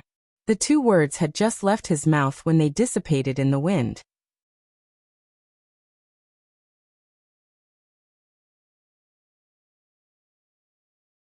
Chapter 9:18. The Chui family, which had been quiet for a long time, finally became lively again on the first day of the 6th month. Compared to the glory of the Chui family 2 years ago, the lively scene today was somewhat lacking. However, the desolation was only temporary. The announcement of the edict allowed everyone to see the dawn of hope. In the main hall of the Chui family, everyone toasted each other. The host and guests were happy and full of smiles. As they chatted, someone looked around, put down his wine cup and said in surprise, "Why don't I see Lord Chen and Lord Sung?" Chui Qingming smiled and said, "Lord Sung is not feeling well, and Lord Chen has some urgent matters to attend to, so they can't come today." What urgent matter can be more important than this? Recently, Lord Chen seems to be a bit abnormal. It's not just Lord Chen. I feel that Lord Sung is even more abnormal. Today, the two of them. Chui Qingming raised his hand and pressed it down. He smiled and said, "The two lords are my colleagues, so they must have some difficult matters. Let's ignore them for now. Everyone, please drink to your heart's content today." Although Chui Qingming said this, the smile on his face was somewhat forced. There was a trace of darkness hidden in his eyes that no one noticed. "Lord Qin, is there any news from nephew Qin?" Chui Qingming did not want to talk about this matter anymore. So someone changed the topic at the right time. A trace of anger appeared on Qin Yan's face. He said, "This unfilial son, I don't know where he went. He didn't even bring a message to the family." "Ai Lord Qin, everyone here is on the same side. You don't need to hide. Yes, this is not a serious case. There is no need for nephew to hide. This will make things more complicated." Qin Yan's face revealed a complicated expression. "I won't hide it from everyone. This official really doesn't know where that unfilial son went. Everyone is well aware of this matter. Lord Qin is wrong." Qin Yan shook his head and no longer argued. He turned to look at Chui Qingming and said, "His Majesty gave that case to Li Yi, I worry." Chui Qingming raised his wine cup and smiled unconcernedly. He said, "So what if it was given to him? Not to mention that we have already taken care of this case. Even if he finds it, what can he do?"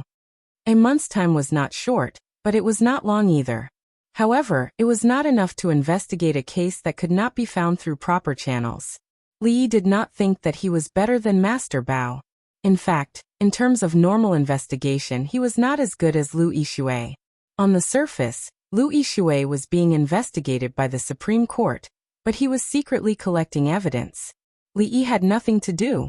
In the past half a month, all he did was teach Mississippi Lu to read, play with the Tsundere Lolita and Yong Ning, accompany Rui, and sleep with the little fellow, and often visit Ruoqing's place. That was all. During this period of time, the case was still pending, and Su had a lot of opinions about him. He had an eccentric temperament and rarely cared about anything, but if he cared about something, it would not be easy for him to let it go. 10 days, 10 more days. Before he left, Li Yi promised him again and again that if there was no result within 10 days, he would use his own method to solve this matter. In the morning dew hall, the eldest princess, who had just left the court, had not yet had time to change out of her court clothes. She looked at Li Yi, and after a moment, said slowly, "Don't investigate the case that father asked you to investigate anymore." Li Yi did not speak, but just looked at her quietly, waiting for her explanation. Louis Shui has been secretly investigating this case for more than half a month. Emingzu poured a cup of tea for him, sat down and said, "The Chui family, the Qin family, and nearly 1/3 of the dignitaries in the capital are involved. The Chui family has done so many things, and the reason why they are still fearless is that once something happens to the Chui family, these people will all be involved. There are too many people involved in this case. This is an extremely powerful force. Once they fight back, it will cause great turmoil, affecting the entire capital and even the country." Li Yi took a sip of tea and said, "Then don't give them a chance to fight back." Emingzi shook her head and said, "That's impossible. As long as you take action against one family, the others will immediately unite. You alone, even with me, can't resist them." She looked out of the window and said tiredly, "The capital has been rotten from the root. It doesn't matter if the root is rotten, as long as the rotten root is dug out. You can't give up." Li Yi smiled, said nothing more, turned around and left. Emingzi quickly walked out of the door and said, "We will think of a way to deal with this matter. Don't act rashly." Li Yi waved his hand and said, "I know." When he walked out of the palace gate and was about to get on the carriage, a voice with a smile came from behind. "Isn't this the famous County Marquis Li?" A middle-aged man came out of the palace and asked with a smile, "I heard that His Majesty gave a serious case to County Marquis Li with a deadline of 1 month. Now that the deadline is almost here, I wonder how County Marquis Li's investigation is going?" Li Yi turned around, looked at the current master of the Chui family, and said with a smile, "Soon, Your Excellency Chui, I'm afraid you have to prepare early." Chui Qingming sneered and said, "You investigate your case, what do I need to prepare?" When Li Yi got on the carriage and put down the curtain, he reminded Chui Qingming, "Your Excellency Chui, when you take a bath next time, you might as well wash your neck more. It's better to wash it clean." Chui Qingming was stunned, and didn't come to himself until the carriage went far away. He touched his neck and asked, "What did he mean?" The servant behind him shook his head. Chui Qingming watched the carriage disappear completely, and his face darkened. He said coldly, "You don't know what's good for you. I want to see how long you can be so arrogant." The Qin family. Qin Yan looked at the drunk fifth master of the Qin family who walked in from outside, and his already gloomy face became even more unsightly. He said angrily, "Look at you, all you do is drink. Do you know how the people outside talk about you, how they talk about our Qin family?" Qin He raised his head to look at him and asked, "Isn't this good?" The anger on Qin Yan's face grew even stronger. "Don't you know what you were like in the past, and what you are like now?" Qin He sighed, raised his head to look at Qin Yan, and asked, "If I were to become like I was in the past, the one that should be worried should be Big Brother, right?" "You." Qin Yan was stunned as he looked at Qin He's disappearing figure, and after a short moment, his expression changed indeterminately. Although he couldn't help but want to reprimand Qin He every time he saw Qin He's useless appearance, he felt in his heart that Qin He's current appearance was much, much better than before. At least, Qin He wouldn't feel the danger of the entire Qin family being out of his control. After a short moment, he suppressed these thoughts in his heart, turned his head to look, and muttered, "It's been almost a month. Where did this unfilial son go?" It's been almost a month. In another courtyard of the Qin family, the fifth master of the Qin family washed his face, and the drunkenness on his face disappeared. Wu Er stood at the side, and with a handkerchief on the ground he asked curiously, "Fifth master, what's almost a month?" "The deadline for County Marquis Li's investigation is almost here." The fifth master of the Qin family took the handkerchief, wiped his face, and threw it to the side. He looked at Wu Er and said, "There's almost no time. Take me to see County Marquis Li."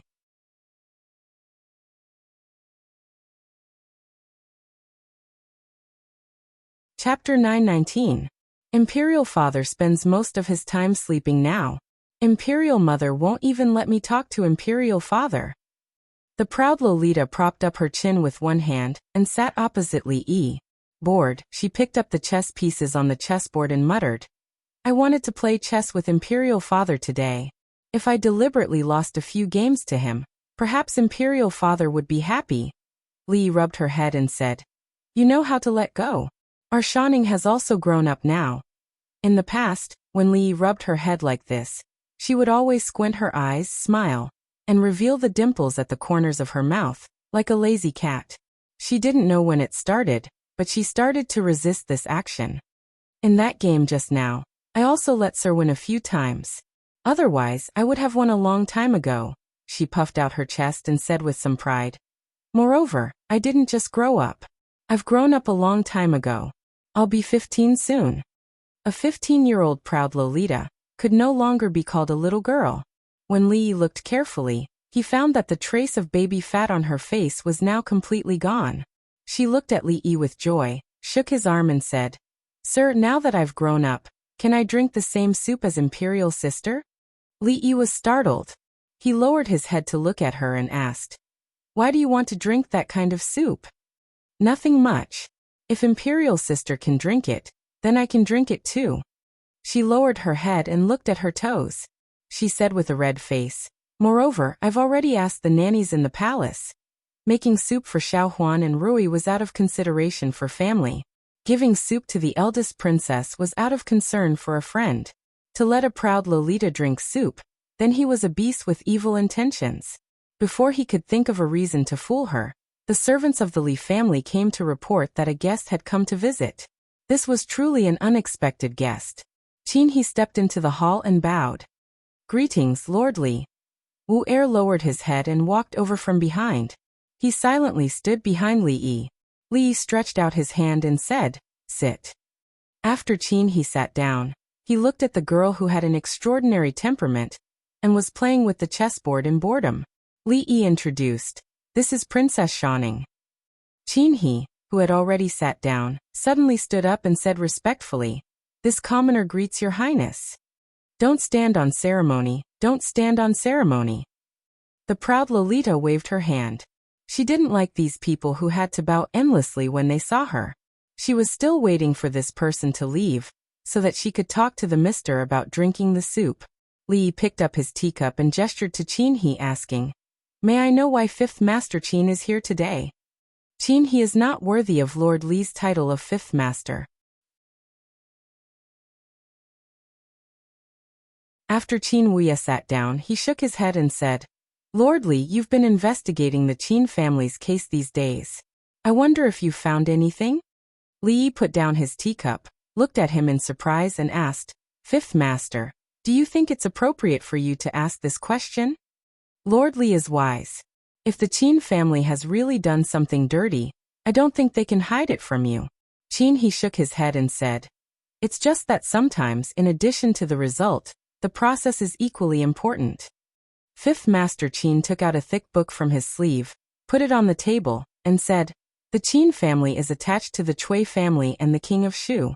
All these years, they have done a lot of things behind my father's back, all of which are in this book. After he sat back down, he said, The missing women's case that Lord Li is investigating involves not only the Qin family. This case has always been secretly planned by my good-for-nothing nephew. Unfortunately, although he is good for nothing, he is a rare tough nut to crack. Please forgive me for being powerless. Li Yi's gaze lingered on him for a long time before he asked, Is Qin Yu still alive? Qin He nodded. Yes. Li Yi took a sip of tea, then gave him a thumbs up and praised, 5th Master Qin, you really have a good way. Qin He just modestly cupped his hands. In terms of means, I am far inferior to you, Lord Li. The two of them complimented each other face to face, which seemed a little shameless. Li looked at him and asked, You came today to deliver this? Qin He shook his head and said, I also wanted to remind you, Lord Li, that this case involves a lot of people. Once it is investigated in depth, I'm afraid it will affect half of the capital. It's best to be careful. Li looked distressed. Then what should I do? I definitely can't fight half of the capital. How about we stop investigating and go to His Majesty to receive punishment? Qin He lowered his head, then quickly raised it again. Looking at the chessboard beside him, he said, Press the strong and not the weak. Take away a few of their most important chess pieces, And they will also lose the game. Li nodded, looked at him, and asked, Fifth Master, do you also play chess? This turn could not be said to be small. He came back to his senses and nodded. I know a little. Among the people she found who could play against her, the arrogant Lolita had no opponents. Li handed the black chess pieces to He, then looked at the arrogant Lolita and said, If you beat him, you can drink as much soup as you want. The arrogant Lolita's eyes lit up, and she asked excitedly, Really? Li nodded. When has Master ever lied to you? Pinky swear. After confirming with Li, the arrogant Lolita looked at He and urged, What are you still standing there for? Come over and play chess. He lowered his head and said, What kind of status do I have? How could I dare to play chess with the princess? The arrogant Lolita put her hands on her hips like a little hen, and pretended to be fierce. I tell you to play, so play. This is an order. He glanced at Li and had no choice but to sit over. After a dozen moves, the arrogant Lolita wrinkled her pretty nose and said with dissatisfaction, Even if I want to win, I want to win fair and square. I don't need you to go easy on me. If you go easy on me again, I will ask Father Emperor to beat you. He's face was expressionless, but a trace of surprise appeared in his eyes. He nodded and said, This commoner obeys. Although Li had also investigated this fifth master of the Qin family, he only knew that he was good at chess from a seemingly unintentional sentence from Prince Ning. The arrogant Lolita did not lack talent. What she lacked was the accumulation of time and experience. In terms of chess skills, she was still a distance away from these old foxes. Not long after, her delicate eyebrows furrowed tightly. He put down a chess piece and stood up. He cupped his hands and said, Your Highness, thank you for going easy on me. The arrogant Lolita's little face showed a look of distress. If she lost, she would not be able to drink the soup that Master personally brewed. She glared at the person opposite her. This man was really hateful. She was still a child. Did he not know to go easy on her? What are you so proud of? She curled her lips and removed the black chess pieces at several key positions on the chessboard. She put down her white chess pieces and said proudly, Now I've won. He opened his mouth. The arrogant Lolita immediately said, Don't speak. If you speak again, I'll have Imperial Father beat you. Li looked at He and said with a smile, Sorry, this is how our family plays chess. The arrogant Lolita was overjoyed because Master had just said our family. He looked at the chessboard, then looked at Li. He seemed to have understood something. A smile also appeared on his face. He took back the booklet on the table and bowed, saying, I've lost. Your Highness, Lord Li, I will take my leave. Master, I've won. The arrogant Lolita turned to look at him, and made a gesture of victory. In the kitchen, Li helped the arrogant Lolita boil soup. He conveniently took a chicken leg, and handed it to the sloppy old man standing outside the door with a bitter expression. The sloppy old man glanced at him. I have no appetite. Forget it. That thing. I'll give it to you. Li took out a booklet and handed it to him. He said, If you don't have enough people, you can go to the Lu Alliance to find Lu Luo. They shouldn't refuse Su's request. After the sloppy old man took the booklet, he flipped through it and turned to leave. After a few steps, he turned back and snatched the chicken leg from Li Yi's hand. The next moment, his figure suddenly disappeared.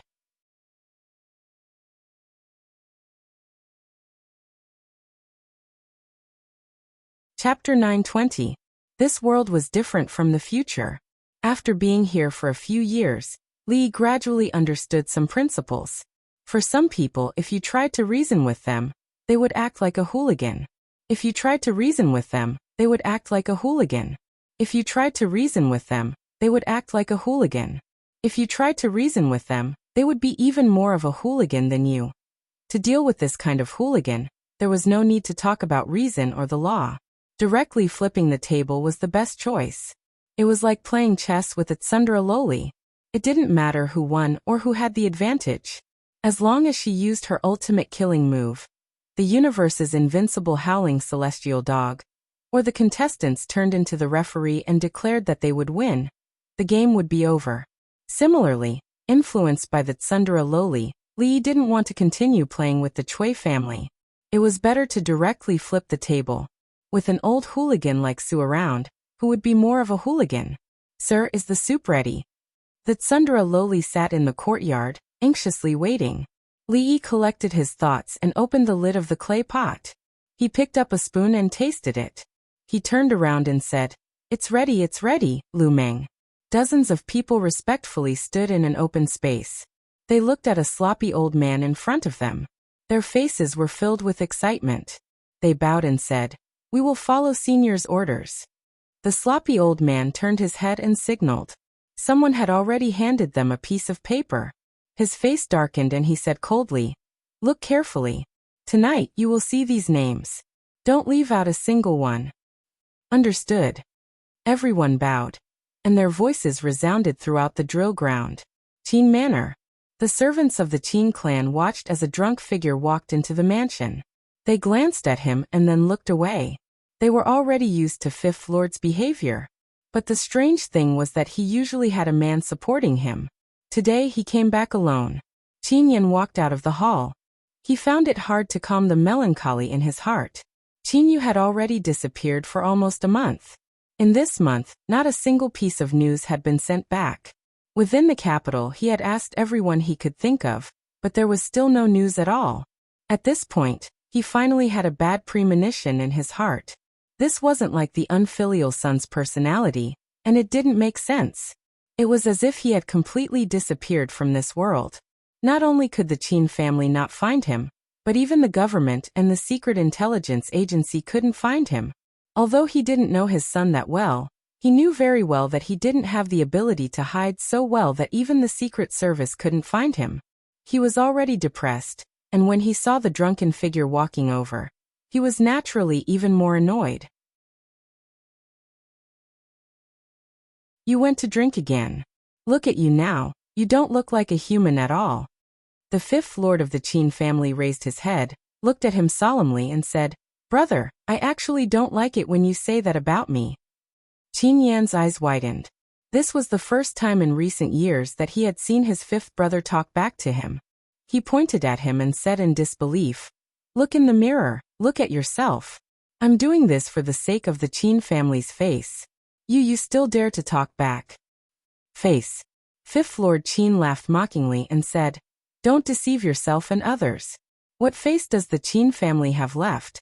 The Qin family's face was not lost by me, but by you people. Qin Yan's face revealed anger, pointed at him and said, How much did you drink tonight? Bastard, you dare to say such words. Do you still have any manners? Qin He looked at him seriously, shook his head and said, Rules. Don't be naive, rules are meant to be broken.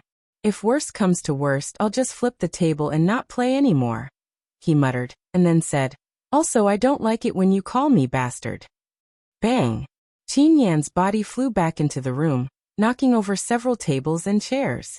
Qin He rubbed his forehead and muttered, I'm really a bit drunk, I can't even control my hands and feet. Wu Er, why aren't you helping Fifth Lord? Wu Er. After saying these two sentences, he nodded in understanding. Oh, Wu Er is gone. He's coming. A sturdy figure ran over from behind and supported his swaying body. He looked at the Qin family's servants at the side and said angrily, Are all of you dead people? What are you still standing there for? Why aren't you going to help the great lord? The capital was the richest place in the Jing kingdom, and it was also the place where the nobles and officials gathered the most. In the same city, there were poor commoners who didn't know the next meal and were worried about their livelihood. There were also high officials who were fish in the day and had fun at night.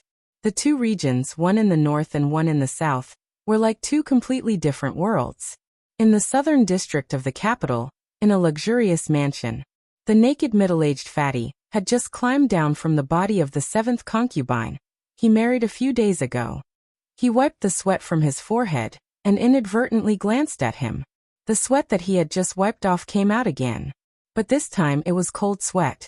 His body trembled a few times, and he looked at the cloaked figure sitting at the table in the middle of the hall, and said with a trembling voice, You, who are you? Is it over? A surprised voice came from under the cloak. That's a bit fast. Your kidneys aren't working, right? As the voice fell, two figures slowly walked over. One of the figures glanced at the naked woman on the bed a few times. The other person beside him coughed lightly. Watch your discipline. That person immediately retracted his gaze, and with a flick of his toes, the quilt that had fallen to the ground flew up to the bed and covered the woman's body. The woman had long been scared pale, but the middle-aged fatty pretended to be calm. He pointed at the two people and asked, "You. Who are you? What do you want? Do you know who I am?" One of them waved his hand and said, "Han De Yuan, you've committed a crime. Come with us." Han De Yuan? The middle-aged fatty was stunned and said, I'm not Han De Yuan." "What?" That person was stunned and he asked, "Isn't this the Han residence?" The middle-aged fatty said timidly, "This is the Han residence, but the Han De Yuan you're talking about lives in the Han residence next door." Between the two of them, one of them took out a portrait, and after looking at it carefully he cursed in a low voice, "Damn it, we've gone the wrong way." He glared at the person beside him, and then looked at the middle-aged fatty, and said, "I'm sorry, I've mistaken you for someone else. Sorry for disturbing you. You can continue." The two of them walked out of the door, and when they closed the door, one of them turned back and whispered, "Eat more chives on a daily basis, it's good." Clawthorn. Before the middle-aged fatty could finish his sentence, he felt a sharp pain in his neck, and his entire body went limp and fell onto the bed.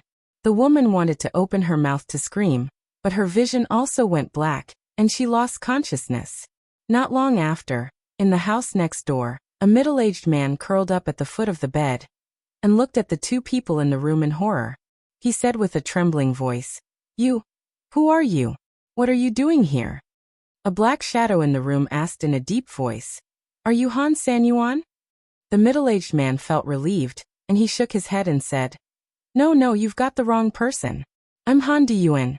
"That's right." A person walked forward and tapped his neck lightly. The middle-aged man was horrified to find that his body could no longer move. The figure hidden in the cloak said coldly, "Han De Yuan, you've committed a crime. Come with us."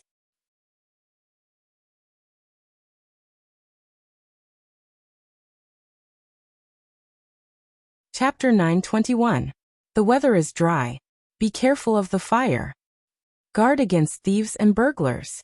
Close the doors and windows. It's the third watch. It was a dark and windy night. It was a day of murder and arson. The clouds were thick and the stars were hidden, covering the moon. The entire capital was shrouded in a thick layer of darkness. The next day would certainly not be a sunny day, but for some people, tonight was a rare opportunity. In the third watch, in the capital, regardless of whether it was the commoners or the nobles, they had all put out their lights and gone to sleep. The night watchman struck the gong and slowly walked through the streets. From time to time, a group of patrolling soldiers would hurriedly pass by. Their armor and weapons clashed, creating clanging sounds. However, neither the night watchman nor the soldiers noticed that above their heads, countless ghostly figures were swiftly passing by. In a noble manner. In the quiet manner, a few barks suddenly came from a dog. A guard opened his sleepy eyes and mumbled, "It's the middle of the night. What are you barking for? Tomorrow we'll kill you and make stew." Although he said this, he still got up and opened the door, intending to go over and take a look. In the courtyard, in the darkness of the night, a black figure looked indifferently at the vicious dog opposite him. The vicious dog immediately stopped barking and ran back to its kennel with its tail between its legs. The guard, whose hand was already on the door latch, narrowed his eyes and listened. He then shook his head and sleepily returned to his room. In a room in the courtyard, another figure completely shrouded in a cloak patted the face of a man who was sleeping soundly on the bed. "Wake up." The man opened his eyes. His face was filled with panic and fear. Then his acupuncture points were sealed. He could not move or speak. His entire body was put into a large bag. The figure carried the bag and walked into the courtyard. With a light leap, he leaped onto the courtyard wall. The figure in the courtyard glanced at the kennel and quickly retreated. In the darkness of the night, there was more than one figure carrying a large bag hurriedly. Everyone rushed over from all directions. Finally, They all gathered in the same courtyard. The unkempt old man swept his gaze over them and said, "Count, count. Is everyone here?" A person counted and respectfully said, "There should be 40 people, but there are 38. There are 2 more people on the way. Senior, please give us your instructions." "They're here." As soon as the voice fell, 2 large bags were thrown in from outside. The sloppy old man walked back into the hall, pulled out a chicken leg, took a bite and said, "You should be responsible for your own people." There were quite a few rooms in the courtyard. Everyone split into groups of 2, picked up the squirming bags in the courtyard, and picked a room to enter. In a certain room, the man sitting in front of the table looked at the figure kneeling before him, and asked in a deep voice, "Name? You, who are you people?" In the hall, the man who was only wearing an inner shirt had a look of horror on his face. "Why did you bring me here?" The man asked again, "Name? Do you know who I am? If you capture me, don't even think about escaping the capital." Behind him, a man kicked him impatiently. "I'm asking you a question. Come back here and don't play any tricks." Although the man kneeling there was terrified, the situation was beyond his control. In order not to provoke these villains, he could only answer honestly, "Wei Qi." Official position: Ministry of Works. Assistant Minister of the Ministry of Works. The man glanced at him and said, "What bad things have you done? Tell me." The man called Wei Qi looked up, then lowered his head and said, "I don't know what you're talking about. Leniency for those who confess, and severity for those who resist." The man in the cloak reminded him, for example, the dirty things you've done with the Qin family and the Cui family. Tell me everything. Wei Qi's body trembled. He raised his head and said helplessly, "Why did you capture me? I really don't know what you're talking about." The man in the cloak turned his gaze to another person and said, "Don't waste time. Do it. You want to." "Ah." The man named Wei Qi had not even finished his sentence when he fell to the ground. Blue veins were bulging on his exposed skin. His forehead was dripping with cold sweat. His body was twitching uncontrollably. It was obvious that he was in extreme pain. The man squatted down and asked, "Are you going to tell me?" I don't know. I don't know what to say." The man didn't ask any more questions. Instead, he reached out and touched a certain spot on Wei Qi's body again. This time, the blue veins under his skin began to throb like wriggling earthworms. It was extremely terrifying. At the same time, from time to time, he let out a low roar of extreme pain.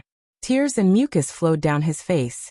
Without waiting for the man to ask any questions, he immediately said, I'll tell you everything." The man reached out and touched Wei Qi's body twice. Wei Qi's clothes were already soaked. He lay on the ground, gasping for breath, as if he had just been fished out of the water. The man shook his head and threw a pen and paper in front of him. "Why didn't you cooperate earlier? Be honest and don't try to fool us. We all know your background. If you dare to write a lie, I'll let you have a taste of what you just experienced." Wei Qi quickly turned over, grabbed the pen, and quickly wrote on the paper. If he confessed, he might lose his official hat and die. But if he didn't, he would feel worse than death. Even if he died, he didn't want to experience that kind of torture again. In another room. "You don't want to talk, do you?" The masked man stood up and looked at the figure kneeling in the room. After taking 2 steps, he said to another person, "Do it." The man was stunned and asked, "Do what?" The masked man said, "Let him have a taste of the separating tendons and dislocating bones hand."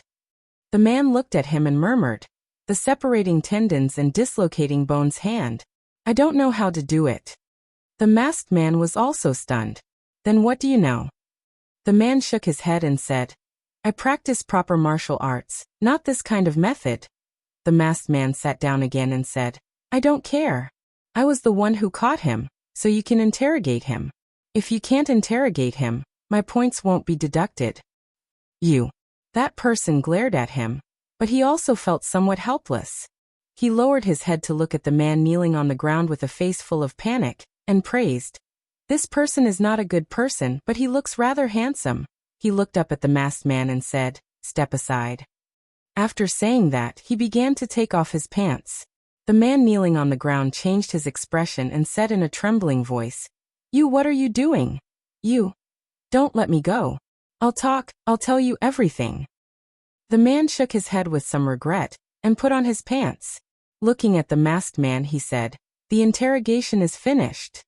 In the other rooms, we will not wrongly accuse any good person, and we will not let any bad person go. You have the right to remain silent, and I also have the right to beat you until you don't. A few months ago, the case of Lady Shuang of the wonderful Sound Pavilion had caused an uproar in Jingdo. Everyone knew about it. Later on, her unjust case was redressed. In order to commemorate her, warn the yamen, and comfort the people, the court reformed the law and built an ancestral hall for her in Jingdo.